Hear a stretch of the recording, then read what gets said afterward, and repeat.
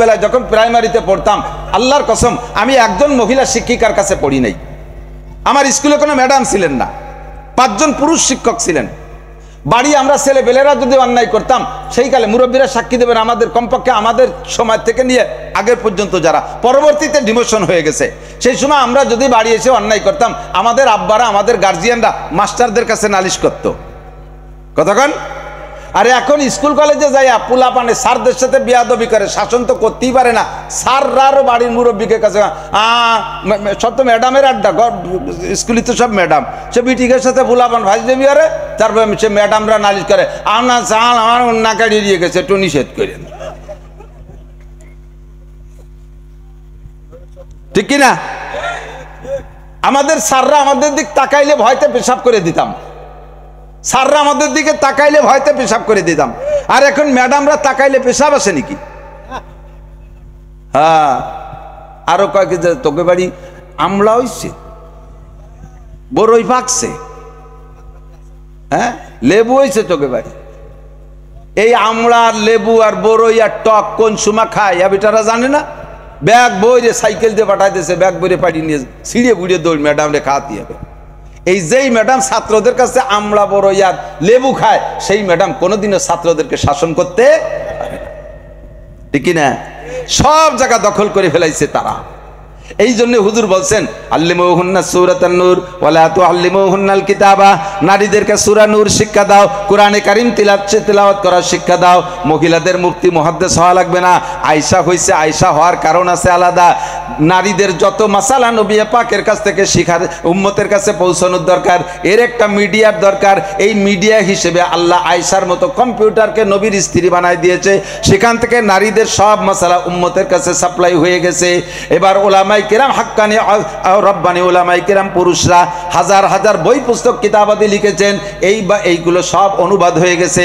বাঙালি নারীদের মুফতি মুহাদ্দিস হওয়া লাগবে না, মাওলানা হওয়ার দরকার নাই। মহিলারা মাঠে ওয়াজ করবে না, মসজিদে ইমামতি করবে না, ঈদগাহ ইমামতি করবে না, জানাজার নামাজে ইমামতি করবে না, মহিলা হাফেজা যারা তারা তারাবির নামাজে ইমামতি করবে না।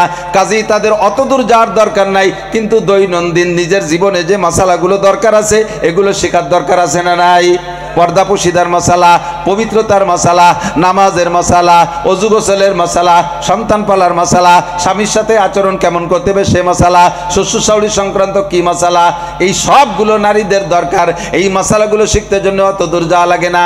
তাদের প্রাথমিক শিক্ষা 1 নম্বরে কোরআন শরীফ শুদ্ধ করে তিলাওয়াত, 2 নম্বরে বাংলা বেহেশতি জোর, সদস্য হুজুরের অনুবাদ করা, আশরাফ আলী থানভী রাহমাতুল্লাহর বাংলা বেহেশতি জোর, এবং কিছু ফাজাইলের কথা শেখার জন্য ফাজাইলে আমাল তবলিগে নিসাব, হযরত মাওলানা হিমায়েত সাহেবের লেখা আহকামে জিন্দেগি, এই সমস্ত বই পুস্তক পড়লে একজন মহিলা আদর্শ মা হওয়ার জন্য যথেষ্ট। কথা বলুন ঠিক কিনা?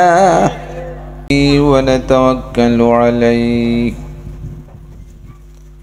ওয়া নাউযু বিল্লাহি মিন শুরুরি আনফুসিনা ওয়া সাইয়্যাতি আমালিনা।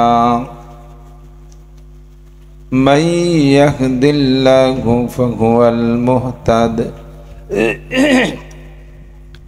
ومن يضلل فلن تجد له وليا مرشدا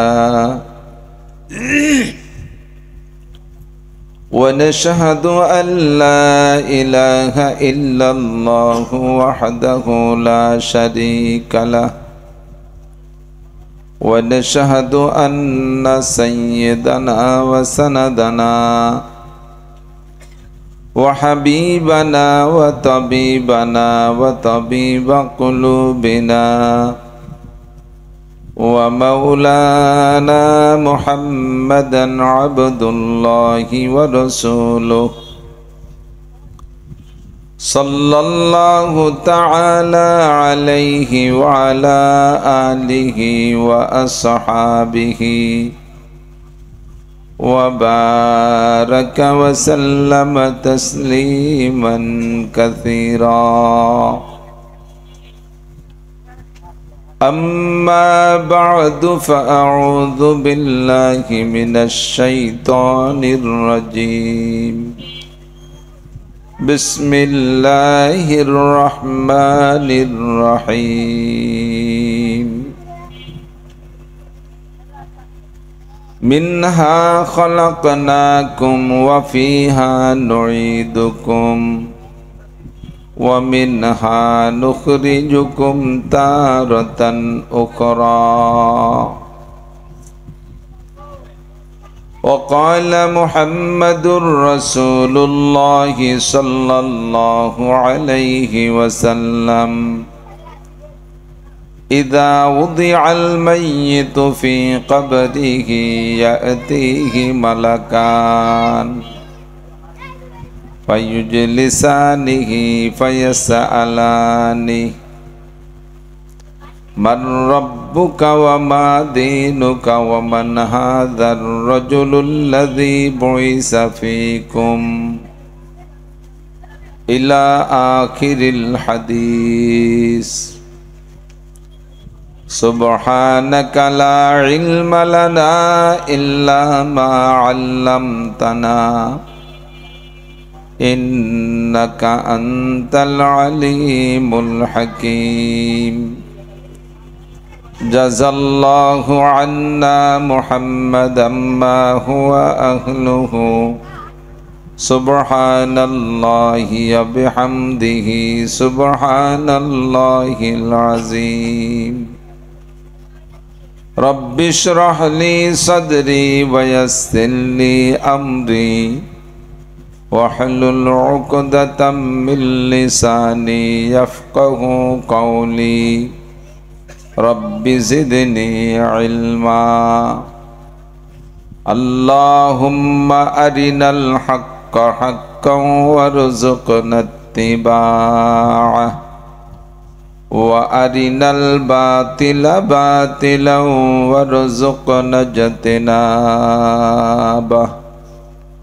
সকলে বলি আমিন। অন্তর থেকে মহব্বতের সাথে নবী আলাইহিস সালাতু ওয়াস সালামের শানে আমরা সকলে একবার দুরুদে ইব্রাহিমি পড়ে নেই, আল্লাহর রহমত 10 গুণ বেড়ে যাবে। আল্লাহুম্মা সাল্লি আলা মুহাম্মাদিন ওয়া আলা আলি মুহাম্মাদ কামা সাল্লাইতা আলা ইব্রাহিম ওয়া আলা আলি ইব্রাহিম إنك حميد مجيد. اللهم بارك على محمد وعلى آل محمد كما باركت على إبراهيم وعلى آل إبراهيم إنك حميد مجيد.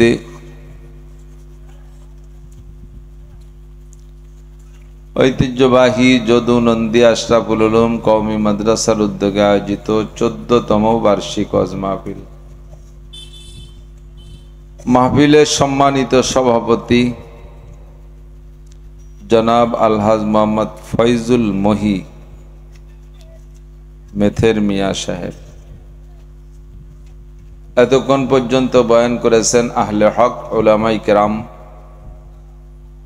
মাদ্রাসার সুযোগ্য সুদক্ষ মোহতামিম সাহেব হুজুর, যোগ্য আসাতেজায়ে কেরাম, আজিজ আমতুলাবা, এই অঞ্চলের অনেক অনেক উলামায়ে কেরাম, আইম্মায়ে মাসাজিদ, প্রাণপ্রিয় দেশবাসী, আল্লাহ তাবারাকা ওয়া তাআলা শাহী দরবারে আমাদের পক্ষ থেকে পাঠাই অসংখ্য শুকর যে রব্বুল আলামিন বৃষ্টি বর্ষার সিজনেও আমাদের জন্য কিছুক্ষণের জন্য সুযোগ দিয়েছেন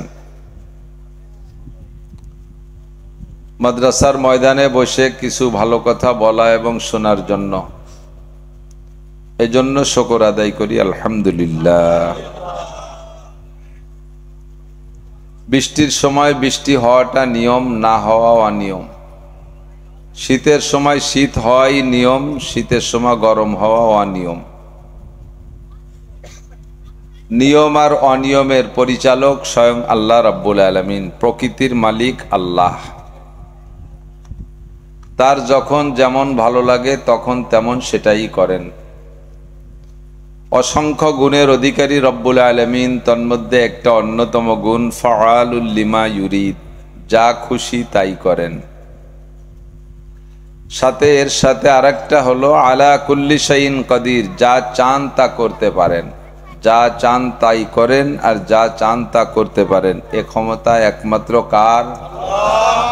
দুনিয়ার যত বড় রাজা বাদশাহ বাহাদুর হোক না কেন, এরকম ক্ষমতা কাহারও নাই।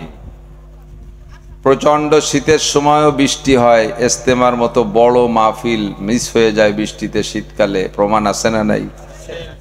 চরমোনাই 50-60 লক্ষ মানুষের সমাগম, সে জায়গাও বৃষ্টি হইয়া নষ্টভষ্ট হয়ে যায়। অগ্রহায়ণ মাস, ফাল্গুন মাস, কত মাহফিল নষ্ট হয়েছে না? তো এত বড় বড় মাহফিল, ধর্মীয় প্রোগ্রাম, সে জায়গা আল্লাহর বৃষ্টি দেওয়ার কি দরকার? এই বলে যদি আমরা চোখ গুছাই, তাতে কি আল্লাহর কিছু আসে যায়? 2019 সালে আরাফাতের ময়দানে হজে ছিলাম, আলহামদুলিল্লাহ। আমি জীবনেও কোনোদিন অত বিদ্যুৎ চমকানো আর ওই রকম শব্দ শুনি নেই, আর এত বড় বৃষ্টি আমি দেখি নেই। বাংলাদেশ তো বৃষ্টির দেশ, ওই রকম বৃষ্টি দেখি নেই। মরুভূমির যেই বালু, ওই বালু ভিজে উপরে পানি জমতি, কয় কেজি পানি লাগে? 1-1.5 মণ পানির নিচে হয়। সেই আরাফাতের ময়দানে বালির উপরে, মরুর উপরে এই রান পানি, কোমর পানি, হাঁটু পানি জায়গায় জায়গায়। কাবা ঘরের পাশ দিয়ে যে জায়গাটা, যাকে মাতাব বলে, তওয়াফের জায়গা, ঘরে যেখান দিয়ে চতুর্দিকে উঁচু, ওই জায়গাটা কিন্তু নিচু, পুকুরির মতো। ওই জায়গা মাজা পানি জমে গেছে, মসজিদের ভিতরে পানি ঢুকে গেছে। কি দরকার আছে হজের সময় আজি গিয়ে আল্লাহর এই কষ্টটা দিয়ার? এই করার কোনো কায়দা আছে? বরঞ্চ আল্লাহ যা করছেন তার পক্ষে সমর্থন করলে আল্লাহ খুশি হবে। আজকে যদি কিছু বৃষ্টি দিয়ে থাকে, কে দেশে? Doctor Yunus, Donald Trump, Narendra Modi, কের ক্ষমতা আছে? বাপেরও ক্ষমতা আছে 1 ফুট বৃষ্টি নামানোর। তাহলে আল্লাহ পাকই বৃষ্টি দিয়েছেন, আমরা আল্লাহর সাথে একমত, বলি আলহামদুলিল্লাহ। এক পিসাব ঘরে বসা নরবড়ে ঘর, সুবিধাজনক ঘর না, ছাড়ছে দক্ষিণে ঝড়, কায়দা মতো ঝড়। তো ঝড় ছাড়লে ঘর পড়ে পড়ে, বাপ পিসাবের বউ বলতেছে যে দোয়া কালাম যা ছিল সবই পড়া হয়ে গেছে, কিন্তু ঘর তো ঠেকতেছে না। আর বাইরে বেরোইয়ে আপনি 2খান বাঁশ দিয়ে ফিন্নে বাঁধান, ফিন্নে কয় তো পেলা, পেলা পেলা বাঁধান। তো ঘরের তে বেরোইছে বাঁশ 2খান নিয়ে পেলা বাঁধাবে, ঝড় দক্ষিণে, পেলা কোন দিক দিয়ে বাঁধাতে হবে? পেশাব দক্ষিণ দিক দিয়ে যায় পেলা বাঁধাইছে। বউ কয় যে পীর অলি কি এইরম বলো দিয়ে যায় নাকি মানুষ? ঝড়ও যেদিকের, পেলাও সেদিকের, হয়তো 1 ঘন্টা পরে পড়তো, তুমি ঠেলে দিয়ে আরো আগে ফেলাই দিচ্ছ। তা পিসাব কাজ, আরে বুকা, ঝড় দেশে আল্লাহ, আল্লাহ যদি ঘর ফেলানোর নিয়ত করেই ঝড় দিয়ে থাকে, তাই এই পেলায় কি ওই ঠেকাতে পারে? তো পেলায় যেহেতু ঘর ঠেকবে না, খালি খালি আল্লাহর উল্টো দিক দিয়ে পেলা বাঁধায় আল্লাহর সাথে বিরোধ করতে যাবো। আল্লাহ যে দিক দিয়ে ঝড় দিয়েছে ওই দিক দিয়ে আল্লাহর পক্ষে তাই যাওয়াই হবে, আল্লাহর পক্ষে থাকি। তো আল্লাহ পাক রব্বুল আলামিন যা দিয়ে খুশি, আমরা তার উপরে খুশি, আলহামদুলিল্লাহ। রব্বুল আলামিন ব্যবস্থা রেখেছেন। একই ইবাদত স্থান কাল পাত্র ভেদে আল্লাহ তাআলা প্রতিদান ও সওয়াবের ভিতরে বেশকম করে দিয়ে থাকেন। একই ইবাদত, অনেক সময় বলে থাকি, ফজরের নামাজ আপনি ঘরে পড়ছেন, হাফেজ মানুষ, একা একা ঘরে বসে পড়ছেন, ঘরে দাঁড়ায় পড়ছেন। প্রথম রেখাতে বুরুজ, দ্বিতীয় রেখাতে তারিক। ঘরে যদি নামাজ কবুল হয় তো শুকরিয়া, তাতেও আপনি 2 রেখাতে 2 রেখাতের সওয়াব পাবেন। আপনার ঘর বিশাল আলিশান বিল্ডিং, একেবারে মার্বেল পাথর দেয়া, নিচে 1 ইঞ্চি পুরু গালিচা বিছানো, ঘরের ভিতরে এসি, স্প্রে মেরে গ্রান, এত দামি ঘরের মধ্যেও ফজরের 2 রেখাত নামাজ ঘরে পড়লে 2 রেখাতে 2 রেখাতের সওয়াব, যদি কবুল হয়। বাড়ির কাছের মসজিদটা কোনো মতে ভাঙ্গাচুরা, সাবড়া দিয়া, বেড়াগোড়া নাই, সিজদায় গেলি শিয়াল পিটির মধ্যে দৌড়ে এদার্য দৌড়ে ওদার্য বাড়ি চলে যায়, নিচে স্যাঁতসেঁতে খেজুরির পাটি, কিন্তু জামে মসজিদ। ও মসজিদে ইমাম আছে, ইমামের পিছনে যদি যাই আপনি নামাজ পড়েন, ঘরের অত ঢক না, আপনার ঘর অনেক আলিশান। আপনার ঘরে পড়লে 2 রেখাতে সওয়াব, আর ওই 2 রেখাত যদি মসজিদে যে কোনো মতে টানি টুনি ইমামের পিছনে দাঁড়ায় পড়তে পারেন, ইমামও বুরুজার তরেক দিয়েই পড়াইছে। এবার 2 রেখাতের দাম কত? 527 গুণ। জামে মসজিদের কারণে 500 গুণ, জামাতের কারণে 27 গুণ, তাহলে 527 গুণ 1054 রাকাত নামাজের সওয়াব পাবেন। স্থানের পরিবর্তনে আল্লাহ তাআলা এত বেশ কম করে দেয়। এই 2 রাকাত নামাজ যদি আপনি মসজিদে নববীতে পড়েন, তাহলে আপনাকে এক রাকাতের বিনিময়ে অন্য মসজিদের চেয়ে 1000 গুণ বাড়ায় দেবে। তাহলে এই মসজিদে যদি হয় 527 গুণ, এই 527 রে 1000 দিয়ে গুণ দেন, যত হবে ওই মসজিদে নামাজ পড়লে মসজিদে নববীতে এত গুণ। হাদিসে আসছে, হুজুর বলেন অন্য সব মসজিদের চাইতে মসজিদে নববীর মর্যাদা 1000 গুণ। পরিষ্কার হাদিস, 50,000 গুণের হাদিস নেই।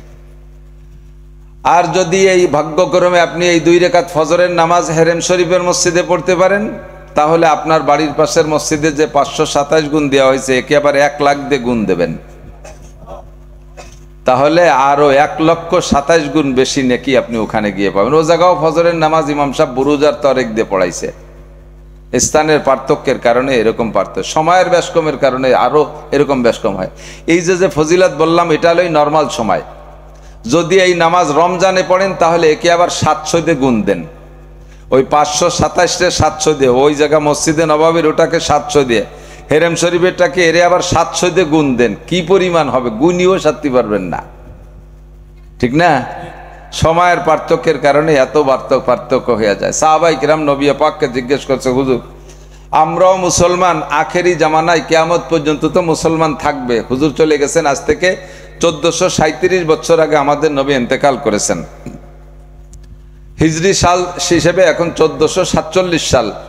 তো যেদিন হুজুর হিজরত করে মক্কা থেকে মদিনায় গিয়েছেন, সেই দিন থেকে হিজরি সাল গণনা করা শুরু হয়। তাতে 1447 সাল চলতেছে। তার থেকে 10 বছর বাদ দিতে হবে হুজুরের ইন্তেকালের আগের, তো 1437 বছর চলতেছে। আল্লাহু আকবার। এই 1437 বছরে লক্ষ লক্ষ কোটি কোটি মানুষ দুনিয়ায় আসছে না? কত পরিবর্তন হয়েছে না? কিন্তু তার ফাঁকে সর্বকালে একটা দল মুসলমান দুনিয়ায় আছে না নাই? মাঝে কি এমন ঘটনা ঘটছে যে টোটাল মুসলমান বিলুপ্ত হয়ে গেছে? ধারাবাহিক আছে না নাই? সবসময় মুসলমান আছে। তো হুজুর আলাইহিস সালাতু ওয়াস সালামের ইন্তেকালের পরে হুজুরের চেহারা দেখে মুসলমান হওয়ার সুযোগ আর কাহারও হয় নাই, হবেও না। সাহাবায়ে কিরাম বললেন, হুজুর আপনার চেহারার দিকে তাকাইলে কাফেরের দিল নরম হয়ে যায়। পিছনে কথা হবে না। সিদ্দিকে আকবর আবু বকর বলেন, হুব্বিবা ইলাইয়া মিন দুনিয়াকুম সালাস, মিনাদ দুনিয়া সালাস। হুজুর এই দুনিয়ার আমার 3টে জিনিস ভালো লাগে। আর তিব, 1 নম্বরে সুগন্ধি, 2 নম্বরে আল মারআত, নারী জাতি আমার ভালো লাগে, 3 নম্বরে কুররাতু আইনি ফিস সালাত, নামাজে গেলে আমার চোখ ঠান্ডা হয়ে যায়, নামাজ আমার ভালো লাগে। হুজুর বললেন আতিব আল মারআত ওয়া জুইলাত কুররাতু আইনি ফিস সালাত। হুজুর বলেন আমার এই 3টে জিনিস ভালো লাগে। ফাকামা আবু বকর দাঁড়ায় বললেন, ওয়া হুব্বিবা ইলাইয়া মিনাদ দুনিয়া সালাস। হুজুর আমার দুনিয়া আর 3টে জিনিস ভালো লাগে। কি কি? আন নাজরু ইলা ওয়াজহিকা, 1 নম্বরে আপনার চেহারার দিক তাকায় থাকতে ভালো লাগে। আপনার চেহারার দিক তাকায় থাকলে আপনি বসে থাকবেন, আমিও বসে থাকবো, মাসের পর মাস আমার ক্ষুধা লাগে না, আমার কোনো টেনশন থাকে না, আমার ঘুম থাকে না, কোনো ক্লান্তি থাকে না, কোনো দুর্বলতা থাকে না। আপনার চেহারার দিকে শুধু আমি তাকায় থাকবো বছরের পর বছর, সময় বিশাল, 1 রোজায় আমি বছরকে বছর কাটায় দিতে পারি, কোনো ক্ষুধাই লাগে না। আল্লাহু আকবার। এ কথা শুধু আমি বলি আর আপনারা শোনেন, এর বাস্তব আমাদের দ্বারা অনুভব করা সম্ভব না, এটা ওনারাই বুঝতেন। হযরত আবু বকর রাদিয়াল্লাহু তাআলা আনহু হুজুরের ইন্তেকালের পরে আবু বকর শুয়ে শুয়ে মাঝে মাঝে যে জায়গা শুইতেন নির্দিষ্ট ডান কাতে শুইতেন, সামনে তো ইটের ওয়াল না, পাথরের ওয়াল না, সামনে হলো খেজুরের পাতার বেড়া। মাঝে মাঝে একটা হাই ছাড়ে, বাইরে গেলেও হাই ছাড়ে। হুজুরের ইন্তেকাল হাই কয় না আমাদের এদিক, ভিতরে অনেক জ্বালা হলে অন্তর থেকে একটা হাই আসে না, কয়ে ছাড়ে। হযরত ওমর জিজ্ঞেস করছে, ভাই এরকম ভিতরে থেকে এরকম একটা হাই ছাড়েন কে? তো হযরত আবু বকর বলেন যে হুজুরের জন্য আমার পরাণ পড়ে, হুজুরের জন্য আমার পরাণ পড়ে। তো হযরত ওমর বললেন, পরাণ তো বুকের মধ্যে, আর তা পড়ে তো পড়লি তো এই জায়গায় একদিন সিদ্ধ মিদ্ধ হয়ে যেত। তো পড়ে তার আলামত কি? তো হযরত আবু বকরকে আসো ওমর দেখে যাও পড়ে কি পড়ে না। ওমরকে ডাইকে নিয়ে গেছে। আবু বকর যে জায়গা কাজ হয়ে ঘুমায়, ঘুমের আগ পর্যন্ত ঘুমের ভিতরে মাঝে মাঝে এই লম্বা হাই ছাড়ে, এই হাইটার শ্বাসটা যাইয়া ওই খেজুরির পাতা বেড়ার উপরে পড়ে, পড়তে পড়তে এক জায়গা খানিক পুড়িয়ে ছিদ্র হয়ে বেরিয়ে গেছে।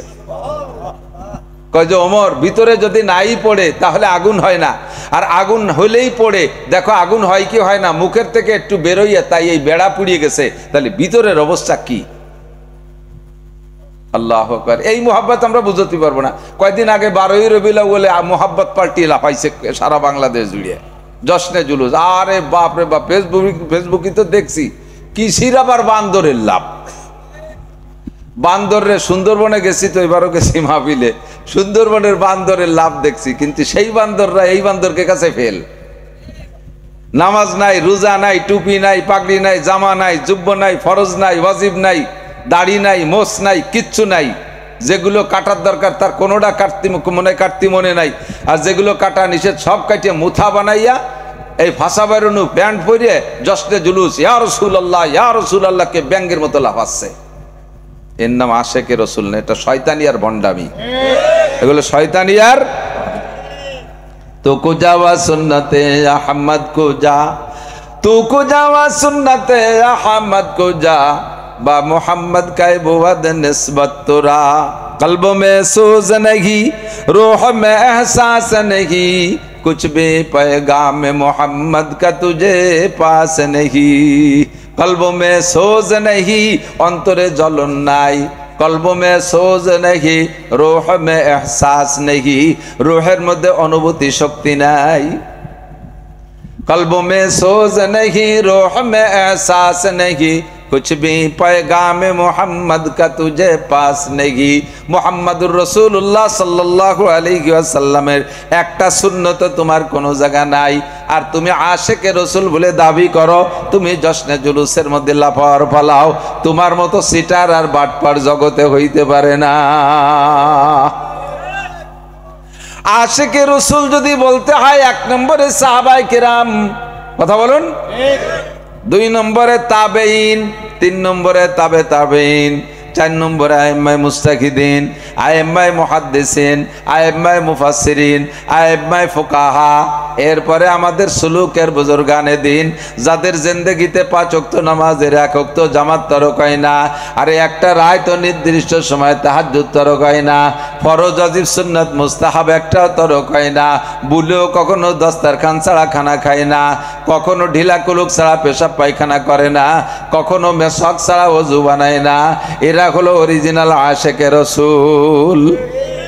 সিদ্দিক আকবর আবু বকর বলেন, আন-নাজরু ইলা ওয়াজহিকা, যেই 3টে জিনিস আমার ভালো লাগে তার মধ্যে একটা হলো আপনার চেহারার দিকে তাকাই থাকতে মনে যায়। 2 নম্বরে ওয়া ইনফাকু মালি আলা আমরিকা, আপনি হুকুম দেবেন আমার সব মাল আপনার হুকুমে আল্লাহর রাস্তায় খরচ করে দেব, আপনি বলবেন আর দেব, যদি বলেন সব দিতে তাও দেব। হযরত আবু বকর এটা সত্য বলেছে না মিথ্যা? মিথ্যা বলেছে না সত্য? ওনার জিন্দেগিতে এমন প্রমাণ আছে না নাই? আপনারা এখানে যারা বসা আছেন, আমাদের গোপালগঞ্জের কেউ আছেন নাকি? এই এত মানুষ গোপালগঞ্জ, ওদিকে গ্যাঞ্জামের এনেছে পলাইছেনি? ও এই গোপালগঞ্জ, তয় তো বাড়িতে এই পাশেই গোপালগঞ্জ, আলহামদুলিল্লাহ। বাকি সে কয়জনটা আমি অন্য কোনো বেআমলে দেখতেছি না, কিন্তু বাকিরা তো এই এলাকার। এটা কোন থানা? সালতা। সালতার মানুষ সব আপনারা বাড়িওয়ালা মেজবান, আর আমরা গোপালগঞ্জে কয়জন মেহমান। তো এই ফরিদপুর আমাদের এই বঙ্গের ভিতরে 22 জেলার ভিতরে সবচাইতে আদর্শবান পূর্বে থেকেই ফরিদপুর জেলা। এই জায়গার মানুষের কাছ থেকে ওই যে যত ওই দিক যাবেন তত আদর্শের ঘাটতি আছে। এ পাশের মহিলাদের রান্নাবান্না আমি সারা বাংলাদেশে প্রশংসা করি। সারা বাংলাদেশের ভিতরে ফার্স্ট ক্লাস রান্নাবান্না হলো ফরিদপুর, এরপরে শরীয়তপুর, মানে ফরিদপুরের 5 জেলা, তার ভিতরে ফরিদপুরে একটা মূল ফরিদপুর আসলে, এরপরে আশপাশ, এরপরে উপার যাইয়া মুন্সিগঞ্জ, এরপরে বাইরে গেলি আর খাওয়া যায় না। সাতক্ষীরের ওইদিকে গেলি গোস্ত দিলি তা ধুয়ে খাতি যায়, রান্না গোস্ত না ধুয়ে খাওয়ার কায়দা নেই। মাছের উপরে এমন সুন্দর আল্লাহু আকবার, মনে হয় যে কি করছি গেল তার মধ্যে কি ডুবাই দিল। কবানি জায়গা মতো যাবো ইনশাল্লাহ, পাকে একটু কর দরকার তাই কইতেছি। মাছরে রান্না করবে এত সুন্দর, দেখার মতো, খাওয়ার মতো না। তরকারি লাল টকটকে, বিভিন্ন এলাকায় এরকম আছে। তো ফরিদপুর সব দিক দিয়ে আদর্শবান, এবং আমাদের পূর্বপুরুষের পীরদের বাড়িও ফরিদপুর পুড্ডা। পুরুড়ার পীর সাহেবরা আমার বাপ দাদাদের অনেক আগের থেকেই পীর। আমরা সেই সুবাদে মাদ্রাসা যাওয়া শিখছি, সেই সুবাদে আবার আপনাদের এলাকায় কর্জ পরিশোধ করতে আসা শিখছি। মুরব্বীরা আইনতে এলেম নেছে, দিন নেছে, আবার আমাকে একটু আল্লাহ তালা এলাকায় ঘুরেছে সেই শোধ দেওয়ার জন্যে। তা আপনারা আদর্শবান, কিন্তু অনাদর্শের কিছু কাজ দেখি। আপনাদের এলাকার আদর্শ এটা কিনা আমি জানি না, যে মেহমানরে কাজে লাগাই দিয়ে বাড়িওয়ালারা খায়, এরম নাকি নিয়ম? আমারে মাইক ধরাই দিয়ে আপনারা মাঝে মাঝে বসে বসে ফুটফুট করে বাদাম খাচ্ছেন, ই কোন নিয়ম? ওয়াই আমারও দেন, সবাই মিলে খাই, আর না আপনারা থামেন, নইলে কিন্তু আদর্শ খেলাফ হয়ে যাবে। তয় হয়েছে তয়, আরে কপাল, তো মেহমান হয়ে এসে খাচ্ছে। সে কয়জনে তো হাত উঁচুতে দেখলাম না, এই জন্য তো আগে আমি হাত খুঁজছি। বাদাম খাবেন না, মজলিসে আদবের খেলাফ, বাদাম খাওয়া আদবের খেলাফ। এটা নবী আলাইহিস সালাম নিষেধ করেছে, আল্লাহ পাক নিষেধ করেছে, ফাস্তামিউলাহু ওয়ানসিতু, অন্তরে কান দিয়ে শোনো এবং মুখরে বন্ধ রাখো, মুখের সব কাজ বন্ধ। সিদ্দিক আকবর আবু বকর বলেন, 2 নম্বরে আমার ভালো লাগে ইনফাকুম আলী আলা আমেরিকা, আপনার হুকুমে সব মাল খরচ করে দিতে ভালো লাগে। তবুকের যুদ্ধে হযরত আবু বকর সব আল্লাহর রাস্তায় দান করে দিয়েছে, বাড়ি কিচ্ছুই রাখে নাই, শুধু পরনের কাপড়ও না, পরনে পড়ছে সালা অথবা খেজুরের পাটি। কিচ্ছা জানেন সবাই, অনেকে শুনছেন বক্তাদের কাছ থেকে। জিবরিল আলাইহিস সালাম ওই দিন জুমার দিন আসছে মসজিদে, দেখে যে জিবরাইলের পরনে সালাস শট। হুজুর কয়, জিবরাইল আপনি তো জান্নাতি পোশাক পরে আসেন, আজকে কি অবস্থা? তো জিবরাইল বলতেছে, হুজুর খালি আমার না, আসমানে জমিনে যত ফেরেশতা আছে আল্লাহ তাআলা সকলকে অর্ডার করছে এই পোশাক পরতে। কেন? কয় একটু পরেই দেখবেন আপনার আবু বকর মসজিদে আসছে এই পোশাক পরে। আবু বকরের সম্মানার্থে আল্লাহ তাআলা সব ফেরেশতাদের কাছে এই পোশাকের অর্ডার দিয়েছে। আবু বকর বাড়ি কিচ্ছু রাখে নাই, কিছু রাখে নাই, সব দিয়ে দিয়েছে। আর সবে কোটি কোটি টাকা হয়েছে তা না, এক লুঙ্গি বইরে সব বান্ধেছেন যে মাথায় দিয়ে দিয়েছে। দেয় যে তার মধ্যে 10 মাইল ঝিনুক, চামচ, ওড়ং মোড়ং, বাতের নাহর মাহর যা সব ওর মধ্যে আছে। আবু বকর সব নিয়েছেন। বাড়ি কি? सारे दुनिया देखे भी सब रह गए मेरे लिए, एक खुदा मेरे लिए, एक मुस्तफा मेरे लिए। सब दियार पर आमार सब रहे गेছে, एक আল্লাহ আমার আছে, এক রাসূল আমার আছে, কাজী কোন তার অভাব আমার নাই, সব আমার আছে। আল্লাহ ওয়ানফাকুম আলী আলা আমরিক ওয়া ইয়াকুনা বিনতি ফি বাইতিক। বুজুর্গানে দিনের কথা আল্লাহ তাআলা মুখ দিয়ে যেটা বেরোয় সেটাই আসমানে কবুল হয়ে যায়। ইয়াকুনা বিনতি ফি বাইতিক। আমার 3 নম্বর আর একটা জিনিস ভালো লাগে, সেটা হলো আমার একটা মেয়ে যদি আপনার স্ত্রী বানায় দিতে পারতাম। হুজুরের ঘরে ওই সময় স্ত্রী নাই, খাদিজা মারা গেছে কয়েকদিন আগে। আমার একটা মেয়ে যদি আপনার স্ত্রী বানায় দিতে পারতাম। আপনি যে বললেন যে আমার স্ত্রী ভালো লাগে, নারী জাতি পছন্দ হয়, তো আপনার ঘরে নারী নাই, স্ত্রী নাই, আমার একটা মেয়ে দিয়ে যদি আপনার ওই চাহিদাটা পূরণ করতে পারতাম, তাহলে দিলটা ভালো হয়ে যেত। এই পর্যন্ত বলা শেষ। রাতের বেলায় হুজুর স্বপ্নে দেখে ফাজা জিব্রাইল, জিব্রাইল আসছে, একটা রেশমি কাপড়ের গায়ে একটা সুন্দরী অল্প বয়সী একটা মেয়ের ছবি আইসে হুজুরকে দেখাচ্ছে। তারিফু মান হাজিহি, হুজুর মেয়েটারে চেনেন? হুজুর বললেন, নাম সাতাকুনু বিনতা আবু বকরিন আয়েশা, আবু বকরের মেয়ে আয়েশার মতো দেখা যায়। তো হুজুর জিবরিল বলেন, কলা সাদাক্তা, হুজুর জি ঠিকই আছে, এটা আয়েশা। আর বাড়ায় না, এভাবে পরপর 3 রাত দেখানোর পরে আয়েশার বয়স তখন 6 বছর। হুজুর আলাইহিস সালামকে জিবরিল আলাইহিস সালাম, হুজুরের আর আয়েশার বিয়ের রায়বাড়ি ঘটকালি কে করছে? জিবরিল আলাইহিস সালাম। অনুমতি কার? আল্লাহর পক্ষ থেকে প্রস্তাব। জিবরাইল রাহবার ঘটক হুজুরের কাছে প্রস্তাব দিয়েছে, আতুহিব্বুহা, মেয়েটারে পছন্দ হয় হুজুর? হুজুর বললেন, মেয়েটারে পছন্দ হয়, পরিবারের সবাইরে পছন্দ হয়, তার বাপ আমার দোস্ত, পছন্দ হবে না মানে? তারপরে তো এই ছোট মেয়েকে প্রস্তাব, পছন্দের প্রস্তাব তুমি এভাবে দিলে কেন? তো জিবরাইল বলতেছেন, আল্লাহ পাক রব্বুল আলামিন দিনের বেলায় 3 দিন আগে আপনার আবু বকর যে প্রস্তাব দিয়েছে তার একটা মেয়ে আপনার স্ত্রী বানাই দিলে তার দিলটা খুশি হয়ে যায়, আর সে আজিমের মালিক এটা পছন্দ করেছে, কবুল করে ফেলাইছে। আমাদেরকে নিয়ে আল্লাহ তাআলা আসমানে আপনার বিয়ে আয়েশার সাথে, আয়েশার বিয়ে আপনার সাথে কমপ্লিট করে ফেলাইছে। আবু বকরকে খুশি করার জন্য সাহাবায়ে কিরামদের উপস্থিতিতে আপনি দিনের বেলা আয়েশারে বিয়ে করে নেবেন। হুজুর বললেন, আয়েশা ওয়াহিয়া সগরা, আয়েশা তুই একেবারে ছোট 6 বছর, আর আমার বয়স 50 ওভার। 50-এর বেশি বয়সী বুড়ো মানুষ, আমি 6 বছরের একটা মেয়েরে বিয়ে করব? একটু অপেক্ষা করতে হবে, মদিনায় যাওয়ার পরে আপনার ঘরে যাবে। এর 2 বছর পরে হিজরত হলো, 2 বছর পরে হিজরত, অথবা 1 বছর পরে হিজরত। এই হিজরতের পরে মদিনায় যাওয়ার পরে আর 2 বছর, মোট 9 বছর বয়সের সময় আল্লাহ পাক রব্বুল আলামিন আয়েশাকে এমন সুঠাম বডির অধিকারী করে দিয়েছেন যেন 16 বছরের একটা যুবতী। বেলা 11টার দিকে আয়েশার মা সিদ্দিকা আকবর আবু বকরের স্ত্রী রাদিয়াল্লাহু তাআলা আনহা মেয়েটাকে নিয়ে হুজুরের ঘরে দিয়ে আসলেন। হুজুর, এই যে আপনার আহলিয়া, এই যে আপনার স্ত্রী। তখন বয়স মাত্র 9। কতটুক বয়স? 9 বছরে মহিলা, কি বা বুদ্ধি আছে, হাতে কিছু খেলনা মেলনা ছিল, ওই সহ চলে গেছে স্বামীর বাড়ি। এই যে প্লাস্টিক, শেষ মতো প্লাস্টিক নেই, ও যাইতে যাবা না, একটু পুতুল মুতুল এইগুলো নিয়ে চলে গেছে। হুজুর নিষেধ করে নাই, তুমি চাইতে খেলাধুলা করো। ছোটদের ঘুমের প্রভাবও খুব বেশি। আয়েশা বলেন যে আমি হুজুরের বাড়ি এত ছোট অবস্থায় গেছি যে ঘুম তো ছোট ছোট, এই বয়সী মানে মেয়েদের ঘুম বেশি। তো আমি হুজুরের জন্য রুটি বানাবো বলে আটা সেনতাম, আটা সেনতে সেনতে সেনতে সেনতে আটার মধ্যে হাত ঢুকানো, আমি কাইতে ঘুমাই গেছি, সে রুটি মুটি বানাতে মনে নেই। তার চাইতে মজার ব্যাপার হলো, আটা আমার হাতের মধ্যে রয়েছে, আমি ঘুমাই রয়েছি, সজাগ হয়ে দিয়েছে, সে আটেরতে আটা ছাগলে খেয়ে চলে গেছে, তাও আমি টের পাইনি। 9 বছরে স্বামীর ঘরে আসছে, আর 18 বছর বয়সে বিধবা হয়েছে। মাত্র 18 বছরে বিধবা। আল্লাহু আকবার। এসে গেছে বিদায় বলে যাচ্ছি।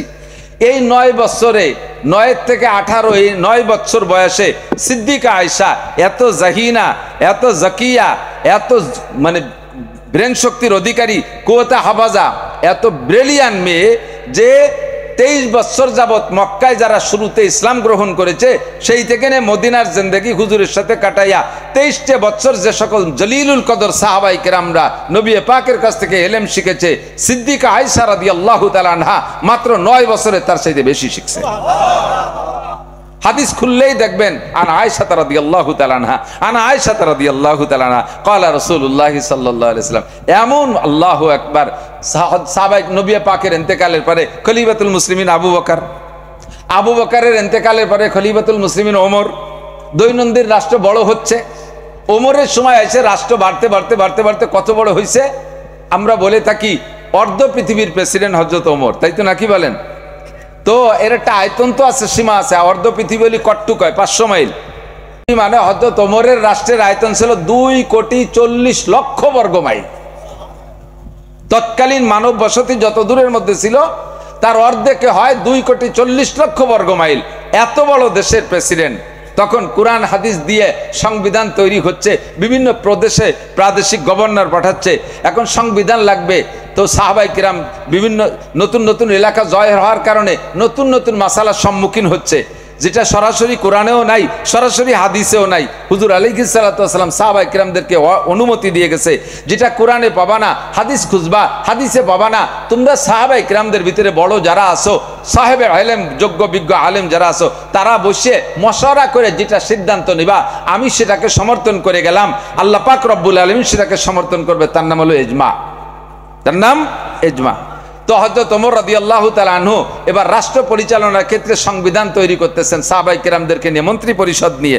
এই সংবিধানের ভিতরে সর্বপ্রথম কোরআনকে সামনে আনছে, এরপরে হাদিস আনছে। কোরআন হাদিস দিয়ে যতটা সম্ভব করেছেন, বিভিন্ন সংবিধান তৈরি হয়ে গেছে। লাস্টে এসে শিক্ষানীতি। কি নীতি? শিক্ষানীতি। শিক্ষানীতি নিয়ে আলোচনা। শিক্ষা দরকার কি দরকার না? কি বলেন আপনাদের, দরকার কি দরকার না? শিক্ষার দরকার আছে না নাই?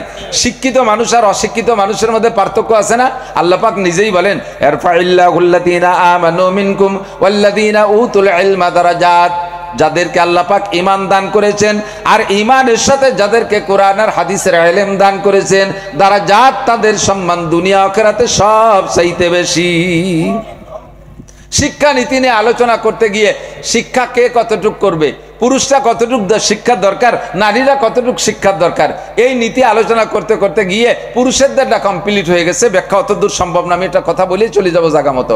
এরপরে নারীদের শিক্ষা নীতি নিয়ে আলোচনা, নারীরা কতটুকু লেখাপড়া করবে এই বিষয়ে আলোচনা করতে যাইয়া কোরআন শরীফের ভিতরে খুঁজছে, কিন্তু ওখানে নারীদের শিক্ষার পরিমাণ বলা হয় নাই। হাদিসের মধ্যে আছে, হুজুর বলেন তলাবুল ইলমে ফারিদাতুন আলা কুল্লি মুসলিম, দ্বীনি ইলম শিক্ষা করা সকল নরনারীর উপরে ফরজ। এটা পরিমাণ মানে শিক্ষা করা ফরজ, অর্ডারটা আছে, কিন্তু পরিমাণ বলা হয় নাই। এখন পরিমাণ কতটুকু হবে? ছেলেরা আইএ পাস করবে, বিএ পাস করবে, বিসিএস পাস করবে, ডাক্তার হবে, ইঞ্জিনিয়ার হবে, বিজ্ঞানী হবে, ইংলিশ শিখবে, বিভিন্ন দেশের ভাষা শিখবে। পুরুষরা, নারীরা কতটুকু শিখবে এই ব্যাপারে আলোচনা করতে যাইয়া কোরআনের ভিতরে আয়াত খুঁজে পায় নাই, হাদিসও পর্যন্ত শেষ, আর কোনো পরিমাপ খুঁজে পাচ্ছে না।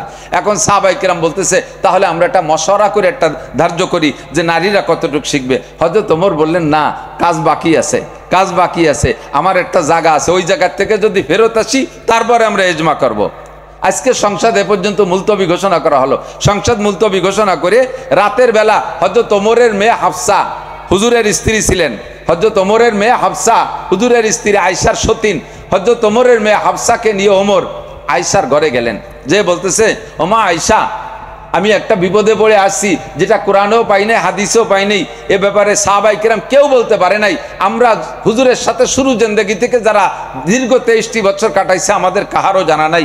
তুমি কি জানো মা ক্বালা রাসূলুল্লাহ সাল্লাল্লাহু আলাইহি ওয়াসাল্লাম ফি তা'লিবিন নিসা, হুজুর আলাইহিস সালাতু ওয়াসসালাম মেয়েদের শিক্ষা নীতি সংক্রান্ত কিছু বলেছে, তোমার কি জানা আছে? মেয়েরা কতটুকু লেখাপড়া করবে?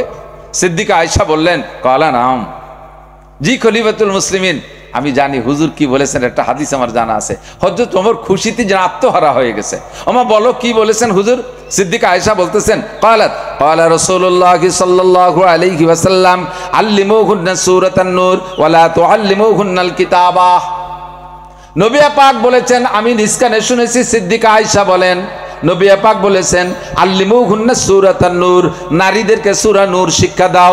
সূরা নূরের ভিতরে পর্দার আয়াত, নারীদের দৈনন্দিন যা কিছু প্রয়োজন, নারীদের জীবনযাপন কেমন হবে, স্বামীর সাথে কেমন চলবে, শ্বশুরের সাথে কেমন চলবে, সন্তানাদি কেমন পালবে, এক কথায় পর্দা পুশিদা নারীদের জীবনযাপনের আলোচনা, নারীত্বের আলোচনা সূরা নিসা আর সূরা নূরের ভিতরে পরিপূর্ণ আসছে। অনেক আলোচনা তার ভিতরে। হুজুর বলেছেন আল্লিমুহুন্না সূরাতান নূর, নারীদেরকে সূরা নূর শিক্ষা দাও, তাহলে নারীরা আদর্শ নারী হবে। তবে ওয়ালা তুআল্লিমুহুন্নাল কিতাবা, নারীদেরকে লেখালেখি শিখাবা না। বললে আপনারা যারা জেনারেল শিক্ষিত অবশ্যই আমার সাথে বিরোধ সৃষ্টি করবেন, আমি এই বিরোধিতার জবাব দিতে পারবো না। আমি মাত্র স্পিকার, যা হাদিসে পড়েছি তাই আপনাদের সামনে পেশ করলাম। আল্লাহ কামুল হাকিমিন জানে, নবী পাক জানে প্রত্যেক কথার ভিতরে কি হিকমত আছে। নবী পাকের দায়িত্ব হলো সুন্নত বয়ান করা, ওই সুন্নতের মধ্যে জাগতিক কোনো লাভ আছে কিনা এইটা আমার নবীর বলার দায়িত্ব না। সুন্নতের মধ্যে পরলৌকিক যে লাভ আছে এইটা আমার নবীর বলার দায়িত্ব। কথা বলুন ঠিক কি ঠিক না? নবী পাক বলেছেন যদি কেউ সুন্নতের পর আমল করো, মান তামাসসাকা বিসুন্নতি ইনদা ফাসাদে উম্মতি ফালাহু আজরু মিয়াতি শাহীদ। সুন্নতের বিনিময়ে কি পাবা, পরকালে কি পাবে এইটা আমি বলবো। এক নম্বরে বলে দিলাম গোটা সুন্নত সম্পর্কে, যে কোনো একটা সুন্নতের পর আমল করলে পরকালে আল্লাহ পাক তোমাকে 100 শহীদের সওয়াব দান করবে। সুন্নতের আমল করলে দুনিয়ায় কি লাভ এটা তুমি গবেষণা করে খুঁজে নাও।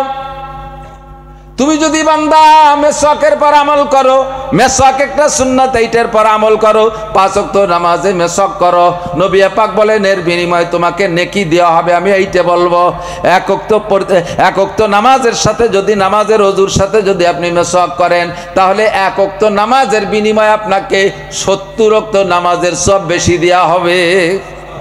হুজুর বলেন যে এই লোকটা নিয়মিত ওযুতে মেসওয়াক করে ওযু বানায়া নামাজ পড়ে, ওই লোকটার নেকির পাল্লা এরকম ভারী হবে।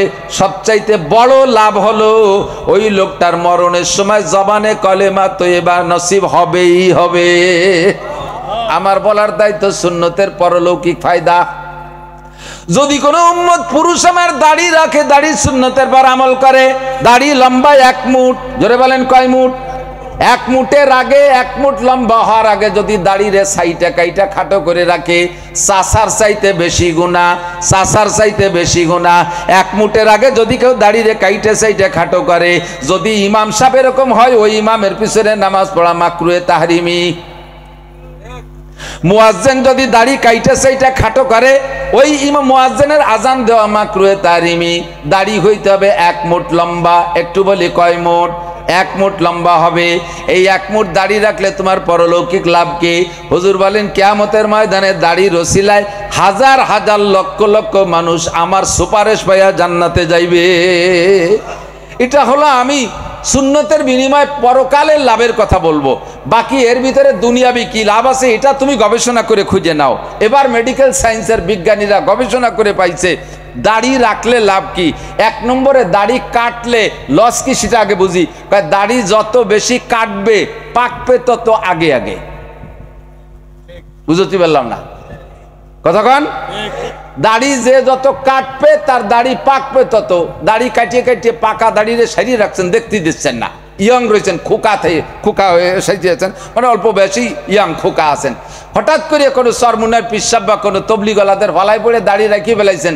আপনি চাচা হওয়ার পথে একদিন দাড়ি রাখেন নাই, যখন রাখিয়ে ফেলাইছেন 100টে দাদা হয়ে গেছেন, মাঝে চাচা হওয়ার সুযোগ পান নাই। ফকা ভক সাদা, সাসপেন বেশি পাকবে বেশি। কথাক্ষণ মেডিকেল সায়েন্সের বিজ্ঞানীরা আবিষ্কার করেছে, গবেষণা করে তারা পেয়েছে দাড়ি যত বেশি চাচবেন তত চোখের পাওয়ার দুর্বল হবে। এর উপরে একটা প্রেশার, এটা চোখের পর্যায়ে পড়ে। দাড়ি যত বেশি চাচবেন এই প্রেশার জাগতিক লস। এবার দাড়ি রাখলে লাভ কি? এই সব দিক দিয়ে লাভ আসে। হুজুর কয় আমি বলছি সুন্নতের বিনিময় পরকালের লাভ, এর ভিতরে জাগতিক লাভও আছে, এটা তুমি খুঁজে দেখো। দাঁড়িয়ে পেশাব করতে নবী নিষেধ করছেন, সুন্নতের খেলাফ। যদি কেউ বসে পেশাব করে 100 শহীদের সওয়াব পাবে। কোন সুবহানাল্লাহ। হুজুর বলেন বসে পেশাবের বরকত আমি বলবো যা পরকালীন লাভ। আর দুনিয়াবি লাভ কি আছে এটা তুমি গবেষণা করে দেখো আছে না নাই।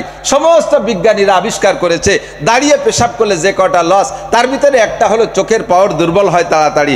2 নম্বরে পেশাবজনিত রোগ যাকে বলে সিফিলিস, গনোরিয়া, এগুলো দাঁড়িয়ে পেশাব কর্নেওয়ালাদের বেশি হয়। 3 নম্বরে যৌন 4 নম্বরে কিডনি মার খায়, 5 নম্বরে ডায়াবেটিস হয় তাড়াতাড়ি। এই সমস্ত রোগগুলো দাঁড়িয়ে পেশাবের ভিতরে। আমার নবী কয় আমি এদিক তাকাইয়া তোমাদের সুন্নত বলি নাই, আমি সুন্নতের আমলের কথা বলছি আখেরাতের দিকে তাকাইয়া। এবার তুমি খুঁজে দেখো দুনিয়ার লাভ লস ও তোমার সুন্নত ধরা আর ছাড়ার মধ্যে আছে, ঠিক কিনা? আল্লাহু আকবার। ও দোস্ত, নবী পাক বলেন আমি বলেছি যে নারীরা লেখাপড়া শিখবে, পড়া শিখবে, কিন্তু লেখা শিখবে না। ওলা তুআল্লিমুহুন্নাল কিতাবাতা, তাদের লেখা শিখিও না।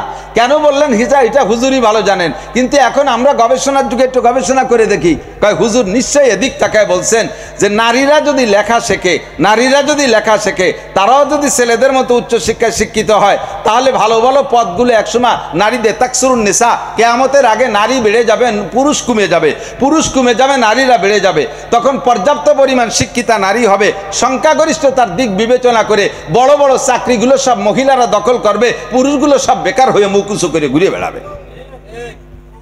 আর পুরুষরা বেকারত্বের কারণে বিয়ে করতে পারবে না, আর নারীরাও চাকরিজীবী কর্মজীবী মহিলা, সে একটা বেকার ছেলেরে বিয়ে করবে না, বেকার ছেলের সাথে বিয়ে বসবে না। এদিকে এরা পয়সার অভাবে, চাকরির অভাবে বিয়ে করতে পারতেছে না, ওদিকে ওরাও বেকার ছেলের সাথে বিয়ে বসতেছে না, নিজেরা সরকার, নিজেরা চাকরিজীবী। এখন বাকি বিয়ে যদিও না করে অন্য কিছু তো আর পড়িয়ে থাকবে না, তখন অবৈধ আচরণ করতে থাকবে। এই জন্য হুজুর নিষেধ করছে মেয়েদেরকে লেখালেখি শিখিও না। দেখেন খুঁজে দেখেন, ডিসি মহিলা, টিওনো মহিলা, এসপি মহিলা, তারপরে অ্যাসিলেন্ট মহিলা, যে জায়গায় যাবেন খালি মহিলা আর মহিলা।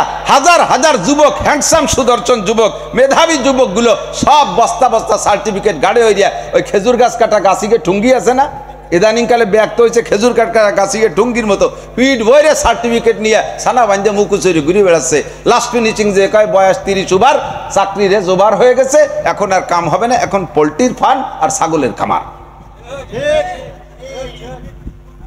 মা বাপে বুঝা মনে করিয়া টাটকা তাজা পেঁয়াজের জমি 1 বিঘে বিক্রি করে পাঠাইতেছে, যা বাবা দেশে চাকরি নাই, ওই পোল্ট্রি ফার্মেও কাজ হবে না, তুই সৌদি আরব যা। সৌদি আরব যাইয়া সে জায়গাতে চরের মধ্যে কয়েকদিন ছাগল পাগল চড়াইয়া এরপর সে ছাগল মুড়ি টুড়ি সাফ হয়ে গেছে, এমনি আর চাকরি নাই। স্বচক্ষে দেখে আসি শত শত বাঙালি যুবক সৌদি আরব যাইয়া চাকরির অভাবে কর্ম না পাইয়া না খেয়ে শুকোয় যাচ্ছে শুটকির মতো। আমরা হজে উমরায় গেলে কত যে যুবকরা আসে, এসে সাক্ষাতে আসে, এই যে ফেসবুকে টের পাই যে আমরা গেছি, এসে সাক্ষাৎ করিয়া যার সময় হুজুর বলতেও লজ্জা লাগে, আপনারা আসছেন দেশ থেকে, আমরাই আপনাদের কিছু হাদিয়া তোফা দেব। দুঃখের বিষয় হুজুর, সেদিক তো তৌফিকই নাই। আমার বাসা পর্যন্ত যাওয়ার জন্য 10 রিয়াল ভাড়া, যদি কেউ না বলতেন 10টা রিয়াল দিতেন তাহলে একটু গাড়িতে যেতাম, নাহলে প্রায় 5-6 ঘন্টা লাগবে পায়ে হেঁটে যেতে। পাঠায় দিচ্ছেন বিদেশ। যুবকগুলো সব বেকার। শেখ হাসিনার কাছে চাকরি চাইছি, দেবে কোন জায়গা থেকে? চাকরির ভ্যাকান্সি দখল করায় বসায় রাখছে। 60% চলে গেছে নারীদের ভিতরে। আমাদের ছোটবেলায় যখন প্রাইমারিতে পড়তাম, আল্লাহর কসম আমি একজন মহিলা শিক্ষিকার কাছে পড়ি নাই। আমার স্কুলে কোনো ম্যাডাম ছিলেন না, 5 জন পুরুষ শিক্ষক ছিলেন। বাড়ি আমরা ছেলেবেলেরা যদি অন্যায় করতাম, সেই কালে মুরব্বীরা সাক্ষী দেবেন, আমাদের কমপক্ষে আমাদের সময় থেকে নিয়ে আগের পর্যন্ত যারা পরবর্তীতে ডিমোশন হয়ে গেছে, সেই সময় আমরা যদি বাড়ি এসে অন্যায় করতাম, আমাদের আব্বারা আমাদের গার্জিয়ানরা মাস্টারদের কাছে নালিশ করত। কতক্ষণ? আরে এখন স্কুল কলেজে যাই পোলা পানে স্যারদের সাথে বিয়াদবি করে, শাসন তো করতেই পারে না। স্যাররারও বাড়ির মুরব্বীকে কাছে সব তো ম্যাডামের আড্ডা, স্কুলে তো সব ম্যাডাম। সে বিটিকের সাথে পোলা পান ভাই দেবি আরে, তারপরে সে ম্যাডামরা নালিশ করে, আপনার চাল আমার নাকা ডিরিয়ে গেছে, একটু নিষেধ করে। ঠিক কিনা? আমাদের স্যাররা আমাদের দিক তাকাইলে ভয়তে পেশাব করে দিতাম। স্যাররা আমাদের দিকে তাকাইলে ভয়তে পেশাব করে দিতাম। আর এখন ম্যাডামরা তাকাইলে পেশাব আসে নাকি? হ্যাঁ, আরো কয়েক তোকে বাড়ি আমলা হইছে, বড়ই পাকছে, হ্যাঁ লেবু হইছে তোকে বাড়ি। এই আমলা আর লেবু আর বড়ই আর টক কোন সময় খায় এবিটারা জানে না। ব্যাগ বইরে সাইকেল দিয়ে পাঠাইতেছে, ব্যাগ বইরে পাঠিয়ে নিয়ে ছিঁড়ে বুড়িয়ে দৌড় ম্যাডাম রে খাওয়াতে হবে। এই যেই ম্যাডাম ছাত্রদের কাছে আমলা বড়ই আর লেবু খায়, সেই ম্যাডাম কোনোদিনও ছাত্রদেরকে শাসন করতে পারে না। ঠিক না? সব জায়গা দখল করে ফেলাইছে তারা। এই জন্য হুজুর বলছেন আল্লিমুহুন্না সূরাতান নূর ওয়ালা তুআল্লিমুহুন্নাল কিতাবা, নারীদেরকে সূরা নূর শিক্ষা দাও, কোরআনে কারীম তিলাওয়াত করার শিক্ষা দাও। মহিলাদের মুফতি মুহাদ্দিস হওয়া লাগবে না। আয়েশা হইছে, আয়েশা হওয়ার কারণ আছে আলাদা। নারীদের যত মাসালা নবী পাকের কাছ থেকে শিখার উম্মতের কাছে পৌঁছানোর দরকার, এর একটা মিডিয়ার দরকার। এই মিডিয়া হিসেবে আল্লাহ আয়েশার মতো কম্পিউটারকে নবীর স্ত্রী বানায় দিয়েছে। সেখান থেকে নারীদের সব মাসালা উম্মতের কাছে সাপ্লাই হয়ে গেছে। এবার ওলামায়ে কেরাম হাক্কানি রব্বানি ওলামায়ে কেরাম পুরুষরা হাজার হাজার বই পুস্তক কিতাবাদি লিখেছেন। এইগুলো সব অনুবাদ হয়ে গেছে। বাঙালি নারীদের মুফতি মুহাদ্দিস হওয়া লাগবে না, মাওলানা হওয়ার দরকার নাই। মহিলারা মাঠে ওয়াজ করবে না, মসজিদে ইমামতি করবে না, ঈদগাহ ইমামতি করবে না, জানাজার নামাজে ইমামতি করবে না, মহিলা হাফেজা যারা তারা তারাবির নামাজে ইমামতি করবে না।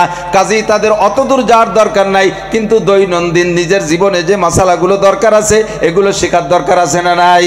পর্দা পুশিদার মশালা, পবিত্রতার মশালা, নামাজের মশালা, অজু গোসলের মশালা, সন্তান পালার মশালা, স্বামীর সাথে আচরণ কেমন করতে হবে সে মশালা, শ্বশুর শাশুড়ি সংক্রান্ত কি মশালা, এই সবগুলো নারীদের দরকার। এই মশালাগুলো শিখতে জন্য অত দূর যাওয়া লাগে না। তাদের প্রাথমিক শিক্ষা 1 নম্বরে কোরআন শরীফ শুদ্ধ করে তিলাওয়াত, 2 নম্বরে বাংলা বেহেশতি জোর, সদস্যা হুজুরের অনুবাদ করা, আশরাফ আলী থানভী রহমাতুল্লাহর বাংলা বেহেশতি জোর, এবং কিছু ফাজাইলের কথা শেখার জন্য ফাজাইলে আমাল তবলিগ নিসাব, হযরত মাওলানা হিমায়েত সাহেবের লেখা আহকামে জিন্দেগি, এই সমস্ত বই পুস্তক পড়লে একজন মহিলা আদর্শ মা হওয়ার জন্য যথেষ্ট। কথা বলুন ঠিক কিনা? এসে গেল বলে গেলাম। সাহাবায়ে কিরামদের অবস্থা এমন ছিল, হুজুরের হুকুমে এত কিছু করা সম্ভব, গলা কাটাই দেওয়া সম্ভব ময়দানে যাইয়া। সাই সাহাবায়ে কিরাম জিজ্ঞেস করছে, হুজুর আপনার সামনে বৈশা আপনার থেকে অনেক মুজিজা দেখে আমরা বিশ্বাস করছি আপনি নবী, আপনার নবুয়তের মধ্যে কোনো সন্দেহ নাই। আর আপনি বলেছেন লা ইলাহা ইল্লাল্লাহ, আল্লাহ ছাড়া কোনো মাবুদ নাই। এতদিন আমরা লাত, উজ্জা, মানাত, হবল, দেব দেবী, সরস্বতী, লক্ষ্মী, দুর্গা, কালী ইত্যাদির পূজা পাঠ করতাম। কত বছরের আর বছর তাদের পায়ের কাছে সিজদা দিছি আর মুনাজাত করছি আর গাড়ি নিয়ে ঘুরছি। শয়তানের দল আমাকে একটা উপকার করতে পারি নাই। একজন আইসা কয় কি হুজুর আমি এইটারে, ওরা আরবিতে মূর্তি রেখে সনাম, মূর্তি রে কি কয়? সনাম। এই সনামের জিকির করি আজ 40-50 বছর। এই সনামরে আমি রাস্তার পাশে রাইখা আমি নিজে গেছি একটু পেশাব করতে, তো সনামরে রাস্তার পাশে দাঁড় করে রেখে পাশে ঝোপের মধ্যে আমি পেশাব করি আর আড়ে আড়ে তাকাচ্ছি সনামের দিকে, আমার সনামরে আবার কেউ কোনো ক্ষতি না করে। এর মধ্যে আইছে যে কুত্তই বগলুচরে সনামের আউলাকে স্প্রে করে দিয়েছে, মাথাতে ভাত তালু পর্যন্ত ভিজে গেছে, মিজাজ গেছে গরম হইয়া। সেই থেকে আমি বুঝে ফেলাইছি, ওরে সনাম তুই একটা কুত্তো খেতাতে পারিস না, তোর নাক মুখ ভরে কুত্তো মুতে দিয়ে গেল, ঠেয়াতে পারলি না, তাহলে তুই আমার বিপদ আপদ কিভাবে ঠেকাবি? কথা বলুন ঠিক কি ঠিক না? দৈরে ঠ্যাং দৈরে পাথরের সাথে বাড়ইয়ে তার অঙ্গ প্রত্যঙ্গ ছুটোই ফেলাইছি। আল্লাহু আকবার। এই হলো সনামের অবস্থা। আর এক কাফের সনামের জিকির করে, তসবিদের সনাম সনাম সনাম সনাম। আমরা জিকির করি আল্লাহ আল্লাহ আল্লাহ, করেন একটু আল্লাহ জিকির করেন, আল্লাহ আল্লাহ আল্লাহ আল্লাহ। একবার আল্লাহ বলে 4000 নেকি, করেন সুবহানাল্লাহ। আল্লাহু আল্লাহ আল্লাহু আল্লাহ আল্লাহু আল্লাহ। আমরা আল্লাহ আল্লাহ জিকির করি, ও সনাম সনাম জিকির করে। জীবন ভরে সনামের কাছে চাই, সনাম 5টা পয়সার কিছু দেয় না। আজকে সনাম কইতে যে সনাম আর সমাদ তো কাছাকাছি, সনাম আর সমাদ, সমাদ বলে বেলাইছে, সনাম কইতে কইতে সনাম বলে সমাদ বলে বেলাইছে। উপরের থেকে আওয়াজ আসছে লব্বাইক ইয়া আবদি, লব্বাইক ইয়া আবদি। সঙ্গে সঙ্গে উপর থেকে আওয়াজ আসছে, ও বান্দা তুমি আমারে ডাকো কেন? আল্লাহু আকবার। ওই লোক উপর দিক তাকায় দেখে কেউরে দেখা যায় না, অথচ লব্বাইক শোনা যায়। আরে তুমি কে আমার ডাকে সাড়া দিলা? কয় আমি তোর সৃষ্টিকর্তা, আমি তোর পালন কর্তা, আমি তোর রিজিক দাতা, আমি তোর সবকিছু। এতদিন যারে ডাকেছি সালাম কইয়া, সে কোনোদিন তোরে কিছুই দিতে পারে না, সব পরিবেশন করছি আমি আল্লাহ। ও বান্দা তুমি কি বলে আমারে ডাক দিলা? কয় আল্লাহ তোমারে তো ডাকি নাই, ডাকছি তো সনামকে, ভুল করমে সমাদ হইয়া গেছে। যেই আল্লাহ তোমাকে না ডাকা সত্ত্বেও তুমি ভুল করমে ডাক দিলে তুমি শোনো, নিশ্চয় তুমি আমার সমাদ, তুমি আমার আল্লাহ, তুমি আমার রব, ওই সনাম আমার কেউ হতে পারে না। তওবা করে কলেমা লা ইলাহা ইল্লাল্লাহ মুহাম্মাদুর রাসূলুল্লাহ। সাহাবায়ে কিরাম বলে হুজুর চোখের সামনে চাঁদ দ্বিখণ্ডিত করলেন, এইটা দেখে বুঝলাম আল্লাহ ছাড়া মাবুদ নাই, আপনি ছাড়া রসুল নাই। চোখের সামনে দেখছি গাছরে ইশারা দেন, গাছটা এদিকায়, গাছটা মলমল করে উঠে গেল, কলেমা শাহাদাত পড়তে পড়তে আপনার কাছে আসলো। এটা আমরা চোখের সামনে দেখেছি হুজুর, চোখের সামনে দেখলাম হরিণীর বাচ্চাকে, হরিণ আপনি জামিন হইয়া হরিণকে ছেড়ে দিয়েছেন বাচ্চারে দুধ খাওয়ানোর জন্য, ও দুধ খাওয়াইয়া আবার চলে আসছে আপনার কাছে। এইটাই প্রমাণ করে আপনি সত্য নবী। এমন অসংখ্য ঘটনা দেখেছি, তাই বিশ্বাস করি আপনি আখেরি নবী, আপনি মুহাম্মদুর রাসূলুল্লাহ। একসময় আপনি থাকবেন না, এই ঘটনাগুলো দেখানোর কেউ থাকবে না, এই অলৌকিক ঘটনা ঘটানোর কেউ থাকবে না, শুধু উলামায়ে কিরাম সাধারণ পাবলিকের কাছে কিস্সাগুলো বলবে, আর তারা শুনে শুনে বিশ্বাস করবে। হুজুর আমাদেরও ঈমান তাদেরও ঈমান, এই দুই ঈমানের মধ্যে পার্থক্য আছে নাকি? কাদের ঈমানের দাম বেশি? আমাদের ইমানের দাম বেশি না তাদের ইমানের দাম বেশি? 1400 বছর পরে আলাদের হুজুর বললেন তোমাদের ইমানের চাইতে আমার আখেরি জামানার ফরিদপুরের ইমানদার, গোপালগঞ্জের ইমানদার, বাংলাদেশের ইমানদার, চীন জাপানের ইমানদার, আমেরিকা রাশিয়ার ইমানদার, আমার যারা আমারে দেখবে না, না দিকেই কথাগুলো শুনে বিশ্বাস করবে, তাদের ইমানের দাম ও সাহাবায়ে কিরাম তোমাদের ইমানের চাইতে 100 গুণ বেশি। তাদের ইমানের দাম তোমাদের চেয়ে। তাদের আমলের দাম কেমন বললেন? তাদের আমলের দামও শুনে নাও। তোমরা আমার সাথে যারা উহুদ, বদর, খন্দকে যাইয়া 27টি যুদ্ধে অংশগ্রহণ করে কাফেরের সাথে যুদ্ধ করে যারা ফিরে আসছো, তা আসছো, তাদের দাম আলাদা। যারা শাহাদত বরণ করেছে, এইরকম শহীদের কত দাম? 14 জন বদরের শহীদ, আলহামদুলিল্লাহ এবছর গিয়েছিলাম, 14 জনের শহীদের একটা চার্ট আছে, নিচে দাঁড়াইয়া দোয়া করলাম। উহুদের 70 জন শহীদের দরবারে অনেকবার গেছি, কিন্তু বদরি শহীদদের কাছে এবার গেছি মাত্র, সেখানে গিয়ে দোয়া করছি। এই 14 জন আর এই 70 জনের মর্যাদা কত? বাঙালি শহীদকে মতো। বাংলাদেশে শহীদ আছে না নাই? ওহরে কপাল, কি শহীদ! শহীদ গিয়ে নামে কলা গাছের গলা কাটিয়ে মালা দিয়ে ঝুলইত। আল্লাহু আকবার। আর এক জায়গা দিয়ে যে শহীদ হরিপদ, এই শহীদ হরিপদ আর কলা গাছ কাটা গলায় মালা দিয়া শহীদ না, সাহাবায়ে কিরামদের উহুদ বদরের শহীদদের মতো 100 শহীদের নেকিকে একত্রিত করলে যা হবে, হুজুর বলেন আমার আখেরি জামানার একজন যুবক যদি মুহাব্বতের সাথে সুন্নতের নিয়তে দাঁড়িয়ে রাখে, তাকে আল্লাহ তাআলা এরকম শহীদের 100 শহীদের সওয়াব দান করেন। আমার আখেরি উম্মত যদি দস্তারখান বিছে খানা খায়, 100 শহীদের সওয়াব তারে দেওয়া হবে, ওই উহুদ বদরের শহীদ। আমার আখেরি উম্মত যদি মেসওয়াক করে, তাহলে তাকে 100 শহীদের সওয়াব দেওয়া হবে। আমার আখেরি জামানার উম্মত যদি বাথরুমের ভিতরে বাম পায়ে ঢোকে, ডান পায়ে বেরোয়, বাইরে থেকে একটা দোয়া পড়ে, বেরোয় এসে আর একটা দোয়া পড়ে, 3টে ঢিলা ব্যবহার করে, এর এভরিথিং সুন্নাত, প্রত্যেকটা সুন্নতের বিনিময়ে মান তামাসসাকা বিসুন্নতি ইনদা ফাসাদে উম্মতি ফালাহু আজরু মিয়াতি শহীদ, 100 করে শহীদের সওয়াব তাদেরকে দান করা হবে। হুজুর এইরকম বৈষম্য, এরকম পার্থক্য বেশ কম কেন? হুজুর বলেন তোমরা আসো অনুকূল পরিবেশে, ইবাদতের স্বর্ণযুগ, এখন আমার হুকুমে আমার ডাকে গলা কাটাই দেওয়া যত সহজ, আমি ডাক দিছি গলা কাটাইতে শহীদ হইতে ময়দানে যেতে হবে, এইটাই যত সহজ, একটা সময় আসবে সে সময় হাতের নখ কাটা অত সহজ হবে না। কিছু কিছু সুয়র্ণী মহিলা আছে, আর এই গালাগালি ফেললাম রে, কি এর কি শুয়োরের মতো নখ আছে না এরকম, এরকম সেই নখগুলো হাতগুলো সামনে দিয়ে বাড়ো বেড়ায়, তার ভিতরে মেহেদি লাগাইয়া খালি জুলতি তালে থাকে, এত বড় বড় নখ। এই শুয়োর মার্কা নখ, ওরে 1000 টাকা দিলেও একটা নখ কাটতে রাজি হবে না, ঠিক না? ওর নখের ভিতরে বিশাল কারাবতী আছে, ফজিলত আছে। একদিন এক যুবকরে দিয়ে এত বড় নখ, আমি তুই এত বড় নখ রাখছিস কে? কয় যে নিব বানাবো, কলমের নিব। কোন ক্লাসে পড়িস? কয় পড়ি নে। পড়েই না, সে নখ দিয়ে নিব বানাবে। তো 14 গোষ্ঠী কোনোদিন এই নখ দিয়ে নিব বানায় সেই কলম দিয়ে লেখছে, এর কোনো প্রমাণ আছে? শয়তানি পাইছিস। ভালো করে মনে রাখবেন, নখ, মরা নখ যদি পরিমাণ মানে একটু বেড়ে যায়, ওই মরা নখের গোড়া পর্যন্ত কিন্তু অজু গোসলের পানি পৌঁছানো ফরজ। মরা নখের গোড়া যেখান থেকে শুরু হয়েছে অজু গোসলের সময় ওই পর্যন্ত পানি পৌঁছানো ফরজ। যাদের নখ লম্বা হয়ে যায়, ওই লম্বা নখের কারণে গোড়ার দিক চাপা পড়ে যায়, নরমালি উপরে পানি ঢেলে দিলে ওই গোড়া পর্যন্ত পৌঁছয় না। এই জাতীয় মানুষ যারা আছে তারা 24 ঘন্টা নাপাক থাকে। এই জাতীয় মানুষ, তাদের ফরজ গোসল হইলে ফরজ গোসল আদায় হয় নাই, অজু বানাইলে অজু হয় নাই, নামাজের সিজদা দিলে ঈমান নষ্ট হয়ে যায়, তারা বেঈমান হয়ে যায়, তাদের কবিরা গুনাহ হয়, এত বড় অন্যায় করতেছে। ও দোস্ত, এই সময় নখ কাটা যত কঠিন, সাহাবায়ে কিরামদের গলা কাটা অত কঠিন না। হুজুর বলছেন তোমরা আছো স্বর্ণ যুগে, ইবাদতের অনুকূল পরিবেশ, এই সময় ইবাদত করা সহজ আর ওই সময় ইবাদত করা কঠিন হবে। এই জন্য আল্লাহ তাআলা তাদের ওই কঠিন সময়ের ইবাদতে, অল্প ইবাদতে বেশি নেকির ব্যবস্থা করেছেন। মান তামাসসাকা বিসুন্নতি আল আমালু কলিল ওয়াল আজরু কাসীর, আল আমালু কলিল। সেই সময় সাহাবায়ে কিরামরা দাড়ি রাখা কঠিন ছিল না, এখন দাড়ি রাখা সহজ না কঠিন? দাড়ি রাখতে অনুমতি চা লাগে, ডিপার্টমেন্টে দাড়ি রাখতে বড় অফিসারের কাছে দরখাস্ত করা লাগে। আস্তাগফিরুল্লাহ। মুসলিম কান্ট্রি, 90% মুসলমানের দেশ, এদেশের প্রেসিডেন্ট মুসলমান, এদেশের প্রধানমন্ত্রী মুসলমান, স্বরাষ্ট্রমন্ত্রী মুসলমান, পররাষ্ট্রমন্ত্রী মুসলমান, ধর্মমন্ত্রী মুসলমান, এত মুসলমানের ভিতরে মুসলমান ডিপার্টমেন্টে সেনা প্রধান মুসলমান, সেই দেশে দাড়ি রাখতে 10টা দরখাস্ত লেখা লাগে, তাও পাস হয় না, বহুত চেষ্টা করা লাগে। আর সেই দেশে, যেই দেশে মোষ রাখলি ভাতা পাওয়া যায়, সুবহানাল্লাহ।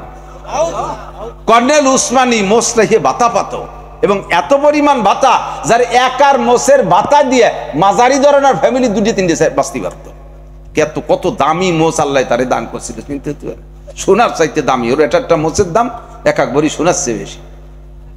মোষ রাখলি ভাতা পাওয়া যায়, আর দাড়ি রাখতে দরখাস্ত করা লাগে। মোষ রাখলি তাকে স্মার্টম্যান বলে, thank you, oh my first class মোষ হয়েছে। আর দাড়ি রাখলে কত কিরম দেয়া যাচ্ছে। বাপে ছেলেরে কয়, তুই দাড়ি রাখছিস কিন্তু বুড়ো বুড়ো দেখা যাচ্ছে। মাতে ছেলেরে কয়, তোর বাবা যে সাবালে গেল না, তুই বুড়ো হয়ে গেলি কে? স্ত্রীতে স্বামীরে কয়, তোমার আমার বর চাচার মতো দেখা যাচ্ছে দাড়ি রাখ। বৌতি যদি স্বামীর বর চাচার মতো দেয়, দাড়ি রাখা সম্ভব? বড় লোক যদি দস্তারখানে খানা খায়, ডাইনিং টেবিল না থাকে, সমসাথী বড় লোকরা তারে ধিক্কার দেয়, ভিক্ষুক হয়ে গেছে, পয়সা কবরই নিয়ে যাও, একটা ডাইনিং টেবিল বানাতে পারো নাই। আমাদের গোপালগঞ্জে যারা আছেন তারা মাঝে মাঝে যদি গোপালগঞ্জে থাকেন, ডিসি সাহেবকে দেখে থাকেন, দেখছেন আমাদের গোপালগঞ্জের ডিসি সাহেবকে, আলহামদুলিল্লাহ। কয়েকদিন আগে ওনার বাসায় আমাদের 10 জন আলেমরে দাওয়াত দিছে, ডিসি সাহেবের বাসায়। ওখানে দায়রা জজ সাহেব ছিলেন, এসপি সাহেব ছিলেন, তারপরে চিফ জুডিশিয়াল ম্যাজিস্ট্রেট, এই 4 জন আর আমরা 10 জন হুজুর। রাতের বেলা সন্ধ্যা 7টা থেকে রাত 10টা পর্যন্ত গল্প স্বল্প, জামাতে নামাজ পড়ছি আমরা। এরপরে স্যারের বাসায় খানা, আল্লাহু আকবার, ওনার বাসায় দস্তারখান বিছিয়ে আমাদেরকে খানা খাওয়াইছে, ফ্লোরে দস্তারখান বিছিয়ে খানা খাওয়াইছে।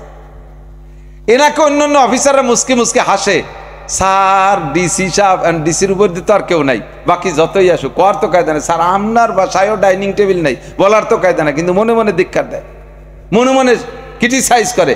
ডাইনিং টেবিল কেনার পয়সা নাই, ডাইনিং টেবিল কেনার পয়সা ডিসির নাই। আল্লাহু আকবার। এই সময় সুন্নতের পর আমল করা কঠিন বিদায় আল্লাহ তাআলা আমাদের জন্য সহজ ব্যবস্থা রেখেছে। একটা সুন্নতের পর আমল করলে 100 শহীদের সব। বলেন সুবহানাল্লাহ, বলেন না সুবহানাল্লাহ। নবীর জামানায় 1000 মাদ্রাসা বানাইলে যে নাকি, এই জামানায় একটা মাদ্রাসা বানাইলে তার চেয়ে বেশি নাকি। কারণ সেই সময় ছিল স্বর্ণযুগ, মাদ্রাসা করা সহজ ছিল। আর এখন মাদ্রাসা বানানো বড় কঠিন, পয়সা নাই, কড়ি নাই, সরকার সমর্থন করে না, সরকার সহযোগিতা করে না। বরঞ্চ আরো উল্টো টানে। মাদ্রাসা হইলে এক সময়কার সরকার ছিল, সরকারের মন্ত্রীরা বলতো এত মাদ্রাসা হতে দেওয়া যাবে না, ব্যাঙ্গের ছাতার মতো পুট করে এক জায়গায় মাদ্রাসা উঠে যাচ্ছে, ব্যাঙ্গের ছাতার মতো পুট করে মাদ্রাসা উঠে। তুমি ব্যাঙ্গের ছাতার মাদ্রাসা চেনো? ব্যাঙ্গের ছাতার মধ্যে কি আলিফ বে পড়ায়? ব্যাঙ্গের ছাতার মধ্যে অবিহি কলা হাদ্দাসা না পড়ায়? তুমি জিন্দেগিতে মাদ্রাসার বারান্দায় দিয়েও হাঁটো নাই, মাদ্রাসার ভিতরে যাও নাই, মাদ্রাসার ভিতরে গেলে তোমার শিক্ষা হয়ে যাবে। যত অফিসাররা আমাদের মাদ্রাসায় আসছে, বড় বড় অফিসাররা আলহামদুলিল্লাহ আমার ওখানে যায়, শিল্পপতি কোটিপতিরা গেছে, মাদ্রাসার ছাত্রদের আদর্শ দেখে, কথা শুনে, তাদের সালাম শুনে, তাদের শৃঙ্খলা দেখে মাবহুত হয়ে গেছে।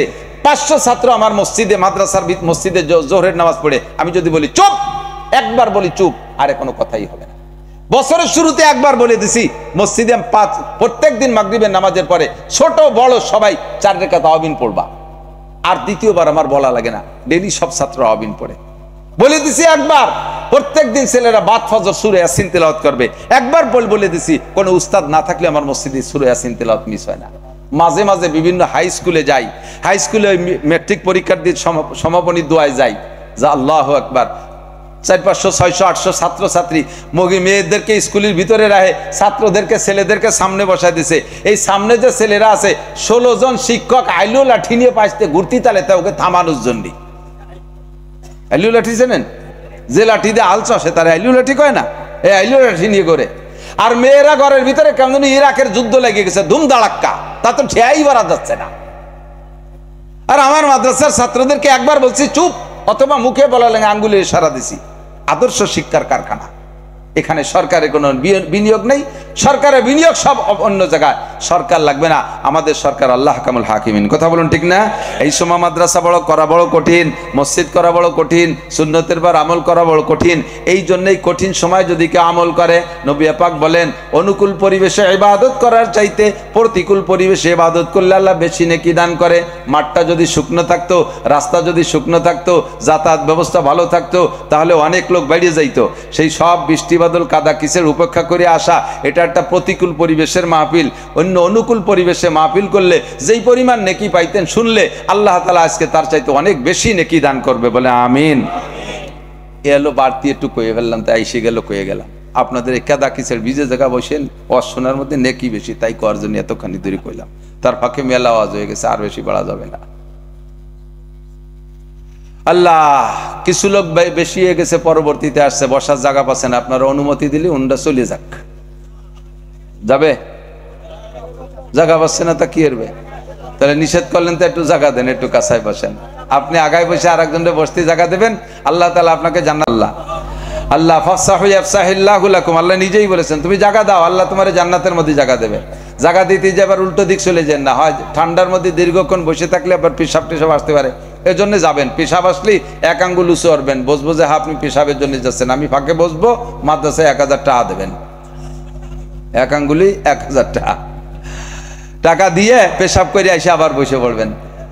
আল্লাহু আকবার, খেয়াল করি। আর যারা উপরে উপরে আছেন, ভিতরে বসলে বরকত বেশি হবে। সংক্ষিপ্ত কথা, আমি ওয়াজ এদিকে কথা বেড়ে গেছে, আর বেশি বাড়বো না, যদি বৃষ্টি বদল আবার এসে পড়ে। আমি বেদায়া ওয়ান নেহায়া, আমাদের আরবিতে একটা কিতাব আছে বেদায়া ওয়ান নেহায়া, এর মানে হলো শুরু থেকে শেষ। খেয়াল করে না, খেয়াল করেন, আমি যে আয়াত পড়ছি সেই আয়াতের দিকে যাচ্ছি, বলবো না বাদ দেবো? বেদায়া ওয়ান নেহায়া, শুরু থেকে শেষ। ওই কিতাবটাই এমন ভাবে লিখছে যে শুরু থেকে শেষ পর্যন্ত মানব জীবনে, মুসলিম জিন্দেগিতে যাহা কিছু দরকার সব ওর মধ্যে আছে। বেদায়া ওয়ান। কুরআন শরীফের ভিতরে আল্লাহ পাক একটা আয়াত নাজিল করেছেন, যে আয়াতটাও আমাকে শুরু থেকে শেষ পর্যন্ত শিক্ষা দিয়েছে। বেদায়া ওয়ান নেহায়া, শুরু কি আর শেষ কি, শুরুটা কেমন, শেষটা কেমন, মাঝটা কেমন। আল্লাহু আকবার। মানুষ দাফন করার সময় আমরা একটা আয়াত পড়ি না? মানুষ মাটি দেওয়ার সময় পড়েন তো, মিনহা খালাকনাকুম, পড়েন, অফিহা নুঈদুকুম ওয়া মিনহা নুখরিজুকুম তারাতান উখরা। পারেন? সবাই পারেন? সবাই পারেন? যদি এমনি মুখস্থ না থাকে, আমার সাথে কি পড়ছেন? আল্লাহর কসম, পড়তে 1 অক্ষরের বিনিময়ে 10টা করে নেকি পাইছেন। সুবহানাল্লাহ কইল না সবাই? আর একবার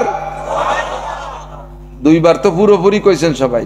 প্রত্যেকের জান্নাতের মধ্যে বিশাল দুইটা ফলদার গাছ লাগানো হয়ে গেছে, আর একটা লাগানো হয়ে গেছে। রাতভর গাছ লাগাতেই তাহলে থাকবেন ইনশাআল্লাহ। সুবহানাল্লাহ। তো একটা হরফে 10 নেকি, মান করা হারফাম মিন কিতাবিল্লাহ ফালাহু হাসানাতুন ওয়াল হাসানাত। ফাঁকে একটা, এই এদিক তাকান, ফাঁকে একটা ভুল ভেঙে দিয়ে যায়। আমাদের ভিতরে তো বহুত নতুন নতুন ফতোয়া শুরু হয়ে গেছে। তো এই নতুন ফতোয়ার মধ্যে একদল ফতোয়া দেওয়া শুরু করছে যে কোরআন শরীফের তর্জমা না বুঝে পড়লি কোনো নেকি হবে না। একথা শুনছেন কি না? বিশেষ করে আমাদের সাত সাব দামাত বারকাতুহুম তবলিগ জামাতের এক গ্রুপের আমির ইন্ডিয়ার থেকে সাপ্লাই দিয়েছে যে কোরআন শরীফের তর্জমা না বুঝে পড়লে নেকি হবে না। আচ্ছা আপনি বলেন, এই তাহলে এই হাদিসের কি তর্জমা? হুজুর বলেন মান করা হারফাম মিন কিতাবিল্লাহ। সমস্ত উলামায়ে কিরাম এখানে আছে। আমি যদি গলত তর্জমা করি, যত বড় বক্তা হয় আমার পিঠেই নামায় দেবেন, এই অনুমতি আপনাকে দেয়া থাকলো। হুজুর বলেছেন যে ব্যক্তি কোরআন থেকে একটা হরফ পড়বে, হারফাম মিন কিতাবিল্লাহ, একটা হরফ পড়বে, ফালাহু হাসানাতুন, তাকে একটা নেকি দেওয়া হবে। ওয়াল হাসানাতু বিআশরি আমসালিহা। এবার এই নেকিটা, একটা নেকি এবার 10টা নেকি সমপরিমাণ। তার মানে যদি একটা হরফ পড়েন তাহলে আপনাকে 10টা নেকি দান করা হবে। যদি কোরআন শরীফের অর্থ না বুঝে পড়লে নেকি না হয়, তাহলে একটা হরফের কি অর্থ বলেন? আর একটা হরফ পড়লে 10 নেকি, আর অর্থ না বুঝে পড়লে যদি নেকি না হয়, তাহলে নবী পাক মিথ্যে কথা বলেছেন।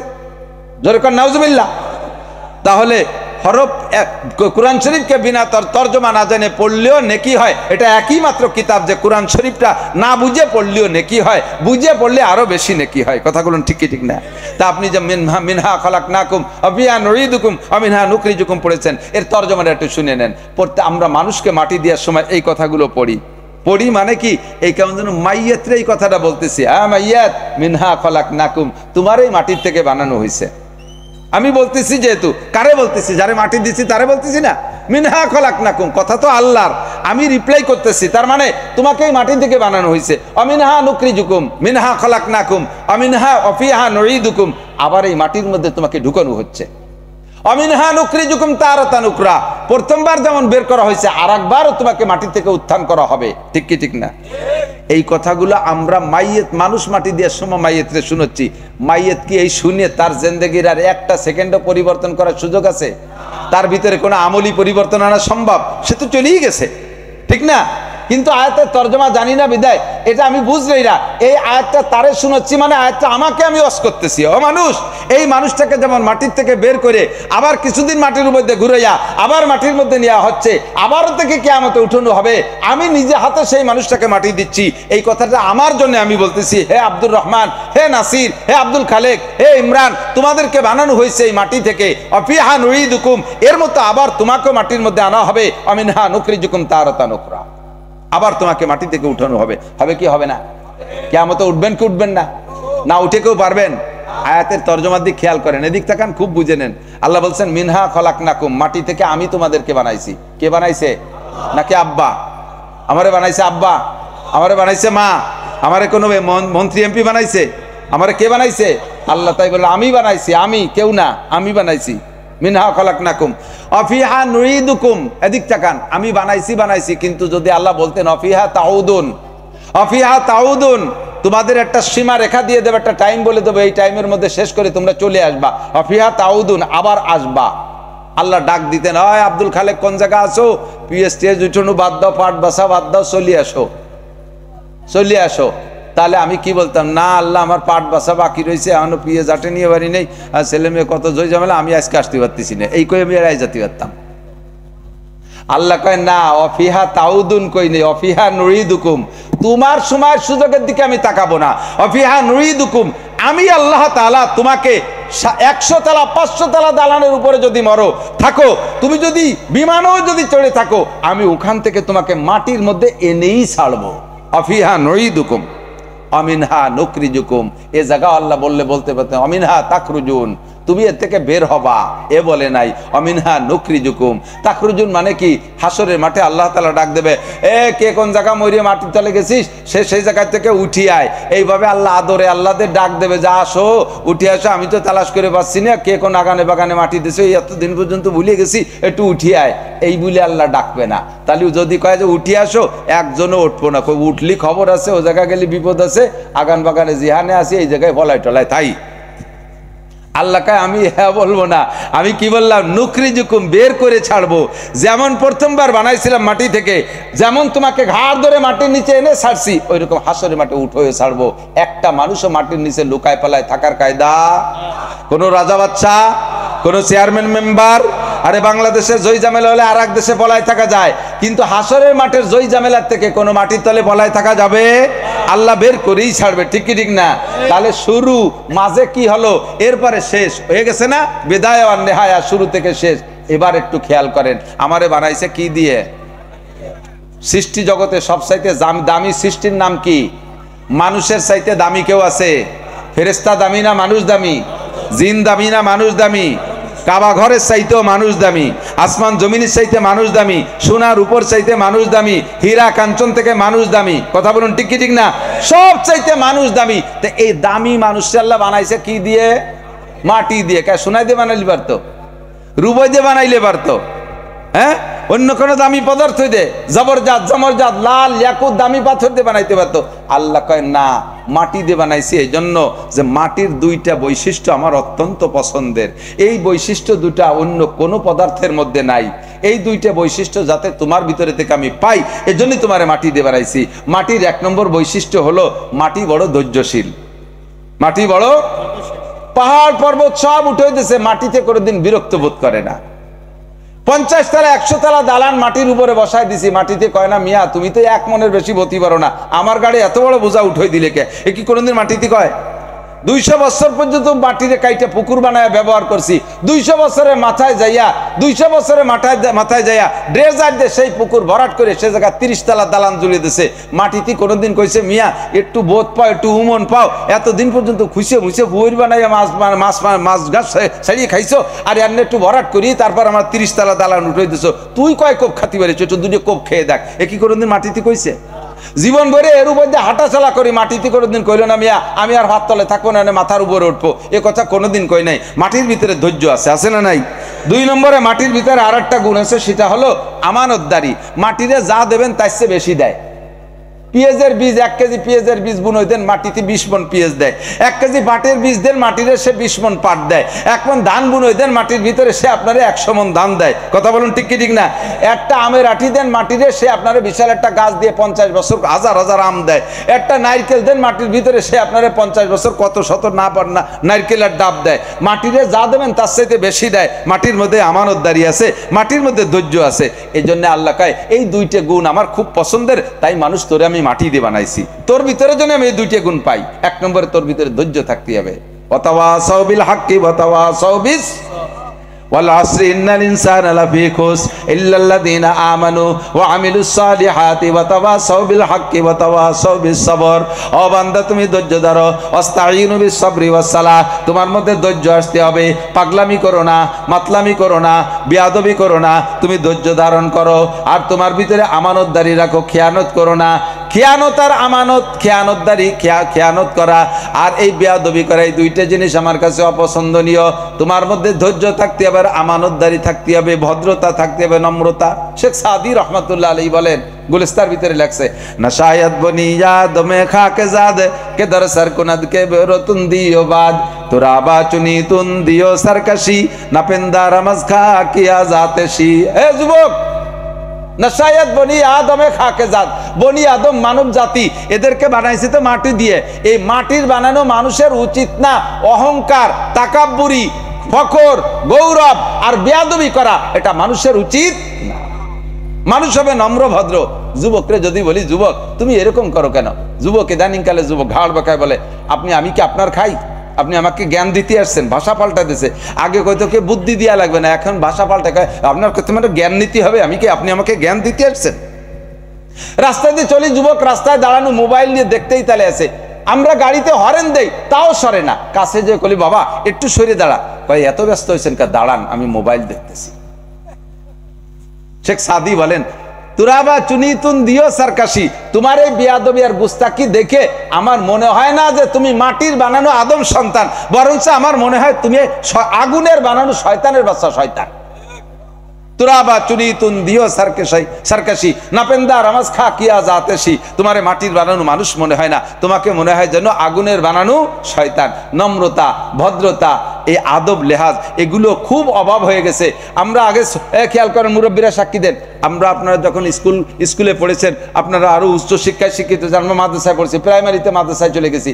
মাদ্রাসায় যাইয়া এক জামাত উপরে যে ছাত্র ভাই থাকতো, আমার এক ক্লাস উপরে, 1 বছর সিনিয়র, তাকে উস্তাদের মতো সম্মান করতাম। স্কুলে পড়ছেন, বলেন ঠিক কি ঠিক না? আমরাই কিরা জামাতখানায় 1-2 জামাতে পড়ছি, দাওরার জামাত, মেশকাতের জামাতের ছেলেদেরকে সম্পূর্ণ উস্তাদের মতো মনে করে তাদেরকে ভয় করে এড়াই চলতাম। স্কুলে ক্লাস 1-2তে পড়ছি, 5-এর ছেলেদের কাছেও যাইতাম না, তারা বড় ভাই, তাদের সম্মান করতে হবে। আর এখন ক্লাস 4-5-এর পোলাপান 8-9-এর ছেলেদেরকে প্যান্ট খুলে নিয়ে যায়, তাদের লুঙ্গি ধরে টান দেয়। বেয়াদবি বাড়ছে কি বাড়ে নাই?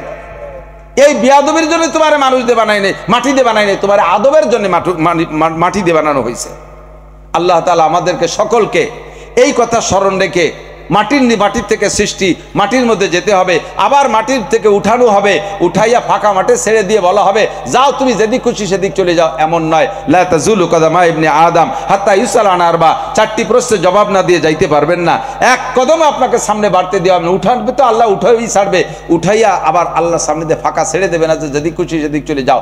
আপনাকে 4টি ইমিগ্রেশন আছে, 4টি ইমিগ্রেশন আছে। বিমানে উঠতে যেমন 4টি ইমিগ্রেশন আছে, 1 নম্বরে পাসপোর্ট ইমিগ্রেশন, 2 নম্বরে বডি ইমিগ্রেশন, 3 নম্বরে লাগেজ ইমিগ্রেশন, 4 নম্বরে টিকিট ইমিগ্রেশন। এই 4টে চেকপোস্টে আপনাকে চেক করার পরে তারপরে বিমানের গাড়িতে উঠতে দেয়। সেম কোয়ালিটি জান্নাতের গাড়িতে উঠতে হলে আপনার জিন্দেগি 4টি ইমিগ্রেশন। 1 নম্বরে আন উমরিহি ফিমা, আপনা গোটা জীবন কোথায় কাটাইছেন নারী আর পুরুষ বলে যান। 2 নম্বরে স্বভাবহি, ও যুবক তোমার যৌবনকালটা কোথায় কাটাইছো, ফিমা আবলা, যৌবনকাল কোথায় কাটাইছো কয়ে দাও।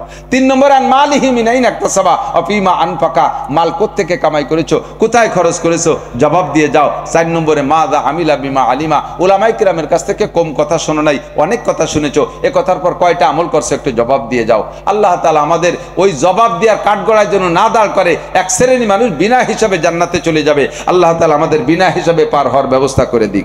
যদি প্রশ্নে দাঁড়ও হই, যেন ওই 4 প্রশ্নের জবাব সঠিকভাবে দেওয়ার তৌফিক দান করেন, বলেন আমিন। আমরা এখন থেকে সুন্নতের একটু আমল করতে পারবো না? লম্বা বয়ানের ভিতরে কি নিয়ে বাড়ি গেলাম, একটু হাতে নতে কয়েকটা সুন্নতের একেবারে হাতে ধরাই দেই। আজকে থেকে পাক্কা প্রতিজ্ঞা করেন। 1 নম্বরে কলেমাটা পড়ে তো আমরা মোমেন হয়েছি। 1 নম্বরে আজকে থেকে পাক্কা প্রতিজ্ঞা করি, নামাজটা ছাড়বো না। একটু নিয়ত করা যাবে না? যুবক খেলাধুলা করো খেলাধুলা। গতকালকে আমি গোপালগঞ্জ প্রযুক্তি বিশ্ববিদ্যালয়ে এসে MBA BBA ছেলেদেরকে নিয়ে আমরা উলামায়ে কিরাম ছিলাম, জোর হয়েছে ওখানে, ভিতরে তশকিল করলাম। আল্লাহর রহমতে কয়েকশো ছেলে এই উচ্চ শিক্ষিত, তারা তবলিগে 1 চিল্লা 3 চিল্লা 3 দিন 10 দিনের জন্য তশকিল হয়ে গেছে। এরা সব দাড়ি অনেকে নেই, তারপরে আল্লাহর রহমতে তাদের তাহাজ্জুদ কামাই নেই, তারা জামাতে নামাজ পড়ে। এই জিন্দেগিটা যদি সুন্দরভাবে গড়ে উঠাইতে পারেন যৌবনকাল থেকে, তাহলে এইটাই হলো সবচাইতে দামি জিন্দেগি। আজকে থেকে আমি পাক্কা প্রতিজ্ঞা করি। তারা খেলাধুলা করে না তা না, তারা ক্রিকেট খেলে, ফুটবল খেলে, ইত্যাদি খেলাধুলা করে সুন্নতি তরিকার ভিতরে থেকে, সুন্নতি পোশাকের মধ্যে থেকে। তুমিও খেলাধুলা করো, ফাঁকে আজান হইলে নামাজটা পড়ে নাও। আপনারা ক্ষেত খামারে যান, পাট পেঁয়াজের খেতে যান, ধান কাটতে যান, আজান হইলে নামাজটা পড়ে নেন। 1 নম্বরে নামাজ পড়া যাবে তো? রমজান পাইলে রোজা রাখবো। যত বয়ান হোক, এই মূল নতিজা হলো এগুলো। 3 নম্বরে আল্লাহ যদি তৌফিক দেয়, হজে যাবেন তো? একটু হজের নিয়ত করেন না? কমপক্ষে একটা উমরা করি। জীবনে কি একবার কাবা ঘর দেখার শখ হয় না? টাকা হলি মিয়া খালি জমি রাখো, তাই উমরায় যাবা কবে? মরার পরে উমরায় যাবেন। একবার ওই কাবা ঘরটা, কালো ঘরটা সচক্ষে দেখে নামাজ পড়ে আসার পরে, বাড়ি আসার পরেও দেখবেন অনেকদিন পর্যন্ত নামাজে দাঁড়ানোর সাথে সাথে কাবা ঘরটা আপনার চোখের সামনে হাজির হয়ে যায়। আমার হুজুর, আমার মাদ্রাসার নায়েবে মোহতারাম ভারপ্রাপ্ত ভাইস প্রিন্সিপাল হুজুর মুফতি ইমরান সাহেব, আল্লাহ কত বড় ভাগ্যবান বানাইছে ওনারে। প্রায় প্রত্যেক মাসে না হলে 1 মাস 1.5 মাস 2 মাসের ভিতরে একবার যাচ্ছে এক দল নিয়ে। অত্যন্ত সুন্দর পরিবেশন। যারাই গেছে তারাই এসে প্রশংসা করছে। হজের ভিতরে অনেক প্রশংসার অপ্রশংসার ব্যাপার আছে, ওখানে অনেক সুযোগ সুবিধার বেশ কম থাকে, খুব সুন্দরভাবে। তো হুজুর প্রত্যেক মাসে একবার যাচ্ছে, যাইয়ে চলে আসার পরে এই 1 মাসের ভিতরেই আমি ওনার ভিতরে অনেক আমলের ভিতরে পরিবর্তন দেখি। আর একবার চাই, আমি বছরে একবার যাই, 1 বছর শেষ হতে হতে আমার ফিরে দুর্বলতা এসে যায়। তো জিন্দেগিতে একবারও দেখলেন না, জীবন ভরে কি খালি ক্যালেন্ডারের কাবাঘর দেখবেন? একবার দেখবেন না সচক্ষে? কার নিয়ত আছে ইনশাআল্লাহ? উমরায় যাবেন তো, হজে যাবেন তো ইনশাআল্লাহ। আল্লাহ হাতগুলোরে কবুল করে নাও, আল্লাহ হাতগুলোরে কবুল করে নাও। জীবনে একবার হলে হজ উমরা করা তৌফিক দান করো। মাশাআল্লাহ, আলহামদুলিল্লাহ, আল্লাহ কবুল করুক, আল্লাহ কবুল করুক। তাহলে নামাজ, রোজা, হজ, আল্লাহ পয়সা হলে যাকাত দেবেন তো। মৌসুমি ফসল খেয়াল করেন, মাদ্রাসার হুজুররা এসে আপনাকে কাছ থেকে কাড়িয়ে কুড়িয়ে নিয়ে যায়, রাগ হবেন না কোনো সময়। এই মৌসুমি ফসলের আপনাদের কাছ থেকে 40 ভাগের 1 ভাগ গরিবের হক, নিয়মতান্ত্রিক ভাবে দিচ্ছেন না। যে কোনো ভাবে হুজুররা চাইয়ে চিনতে কাহামাঙ্গা করে নিলেও আল্লাহ তাআলা ইচ্ছা করলে সেই ওসরের দায়িত্ব আপনাকে মুক্ত করে দিতে পারে। বিরক্ত বোধ করবেন না। আর যদি একবার বিরক্ত বোধ করেন, অনেক সময় আল্লাহ তাআলা আপনার ফসলকে আপনাকে পরীক্ষা করার জন্য ফেরেশতাকে মাদ্রাসার ছাত্র অথবা ভিক্ষুক বানায় পাঠাবে আপনার বাড়ির সামনে। আর আপনি তাদেরকে দেখেই, আয় হুজুর দিচ্ছি জম্মেদ দেয়া, পাট দেবো না কুষ্টা দেবো, এদিকায় খড়ি সহ দেবো, বাঁশ দেবো তো আহিয়ালা বাঁশ দেবো, এদিকায় মৌলবীরা এই করো ওই করো সেই করো, সমন্বয় করো, আয় এবার সুবানরি দেবো ইত্যাদি কয়ে যদি দাওয়া মারেন, ওই যারে দাওয়া মারছেন ওটা কিন্তু মাদ্রাসার ছাত্র না, ওরা কিন্তু জিব্রাইল আর মিকাইল হয়ে বসতে পারে। কিসসা বুখারী শরীফের মধ্যে আছে, সময় নাই বলতে পারলাম না। কাজেই এই ফেরেশতা যে আল্লাহর কাছে যদি মামলা দেয় যে আল্লাহ তুমি কারে দান পাঠ দেছো, দেখো সে এই ব্যবহার করে আলেম তালবে আলিমের সাথে, আল্লাহ কয় সাফ করে দে। আগামী বছর হয় গুলায় যে কটা আছে তা পসপে, মাঠে যা আছে সেগুলো বৃষ্টিতে তলায় বলায় সব শেষ হয়ে যাবে। কারণ হলো ওই এক জায়গা মার খাইছেন। কখনো বিরক্ত বোধ করবেন না। টাকার জাকাত, মালের জাকাত, ফসলের ওসর দেবেন তো ইনশাআল্লাহ। এ হলো মোটা মোটা আমলগুলো বললাম। রমজান মাস পাইলে রোজা রাখবো ইনশাআল্লাহ। আর আজকে কয়েকটা সুন্নাত। 1 নম্বরে আজকে থেকে মেসাকের সুন্নতটার পর আমল করি। মেসাক কিনতে কি, মেসাক কাটতে পয়সা লাগে? দেশে নিম গাছ আছে না, সড়া গাছ আছে না, সড়ার ডাল দিয়ে মেসাক করলে দাঁতের অত্যন্ত উপকার হয়। নিমের ডাল, সড়ার ডাল কাটতে পয়সা লাগে না, নিজেও ব্যবহার করবেন, বাড়ির সবাইকে মেসাক বানায় দেবেন। আপনি সে তাদের আমলের নেকিও আপনি পাবেন। 1 নম্বরে মেসাক। 2 নম্বরে দস্তারখানায় খানা খাবেন। 3 নম্বরে ঢিলা কুলুক ব্যবহার করবেন। এই যুবক, তোমার পকেটের মধ্যে এত বড় একটা মোবাইলই জায়গা পালো, একটু টিস্যু পেপারে জায়গা পায় না? একটু টিস্যু পেপার পকেটে মুড়ায় রাখো। কাদা কিচের সময়, যে কোনো সময় রাস্তায় শুকনো ঢিলা পাওয়া যায় না, একটু পেশাবে ঢিলা ব্যবহার করেন, শরীরটা পাক থাকবে, যে কোনো সময় নামাজে দাঁড়ায় যেতে পারবেন। কথা বলুন ঠিক কিনা? তাহলে পেশাবে ঢিলা ব্যবহার করা যাবে তো, বাথরুমে ঢিলা। 3টে সুন্নাত। 1 নম্বরে কি বললাম? 1 নম্বরে মেসাক, 2 নম্বরে ঢিলা, 3 নম্বরে দস্তারখান। এই 3টে আমরা স্বাভাবিকভাবে ব্যবহার করতে পারি। বাকি অন্যান্য আরো যত সুন্নত আছে তার ভিতরে অন্যতম সুন্নাত পুরুষরা 1 মুষ্টি পরিমাণ দাড়ি রাখা। এই দাড়িটা রাখার অভ্যাস করে ফেলেন যাদের নেই। 4 নম্বরে সকলে শুদ্ধ করে কোরআন শরীফ পড়া শেখেন। শুদ্ধ করে কোরআন শরীফ, শুদ্ধ করে কোরআন শরীফ না পড়লে সারা জীবনের নামাজ সব বাতিল। 1 রাকাত নামাজও আপনার হচ্ছে না, এর দ্বারা পরকালে কিছুই পাবেন না। আল্লাহ তাআলা আমাদের হাতে গোনা কয়েকটা কথার পর আমল করার তৌফিক দান করে। সবাই বলি আমিন। মাদ্রাসাকে দেখবেন, খেয়াল রাখবেন। এই যে শুনলাম 2.5 লাখ টাকা আয় ব্যয়, শুনে আসতেছে 2.5 লক্ষ টাকা আয় ব্যয়। 1 বছর ধরে একটা মাদ্রাসা 2.5 লক্ষ টাকা। আল্লাহু আকবার। আমার মাদ্রাসার শুধু বিদ্যুৎ বিল আসে বছরে 2.5 লক্ষ টাকা। আমার তো ছোট মাদ্রাসা, তাই বিদ্যুৎ বিল আসে 2.5 লাখ। আর নানুপুর, চট্টগ্রাম নানুপুর মাদ্রাসায় একদিনে চাউল খরচ হয় বোর্ডিংই 82 মন, হাটাজারি এরকম 80-90 মন, পটিয়া এরকম চলতেছে মাদ্রাসা। সরকার চাইরেনাও দেয় না। আপনাদের মতো জনগণের অনুদান, আপনাদের মাদ্রাসাটা আরো ভালো হোক, আরো বড় হোক, এরকম লাখ লাখ টাকা আয় ব্যয় হোক, চান তো ইনশাআল্লাহ? আমি কালেকশন করব না, কালেকশন হয়ে গেছে মাশাআল্লাহ, আলহামদুলিল্লাহ। এখন আমরা দোয়া করব।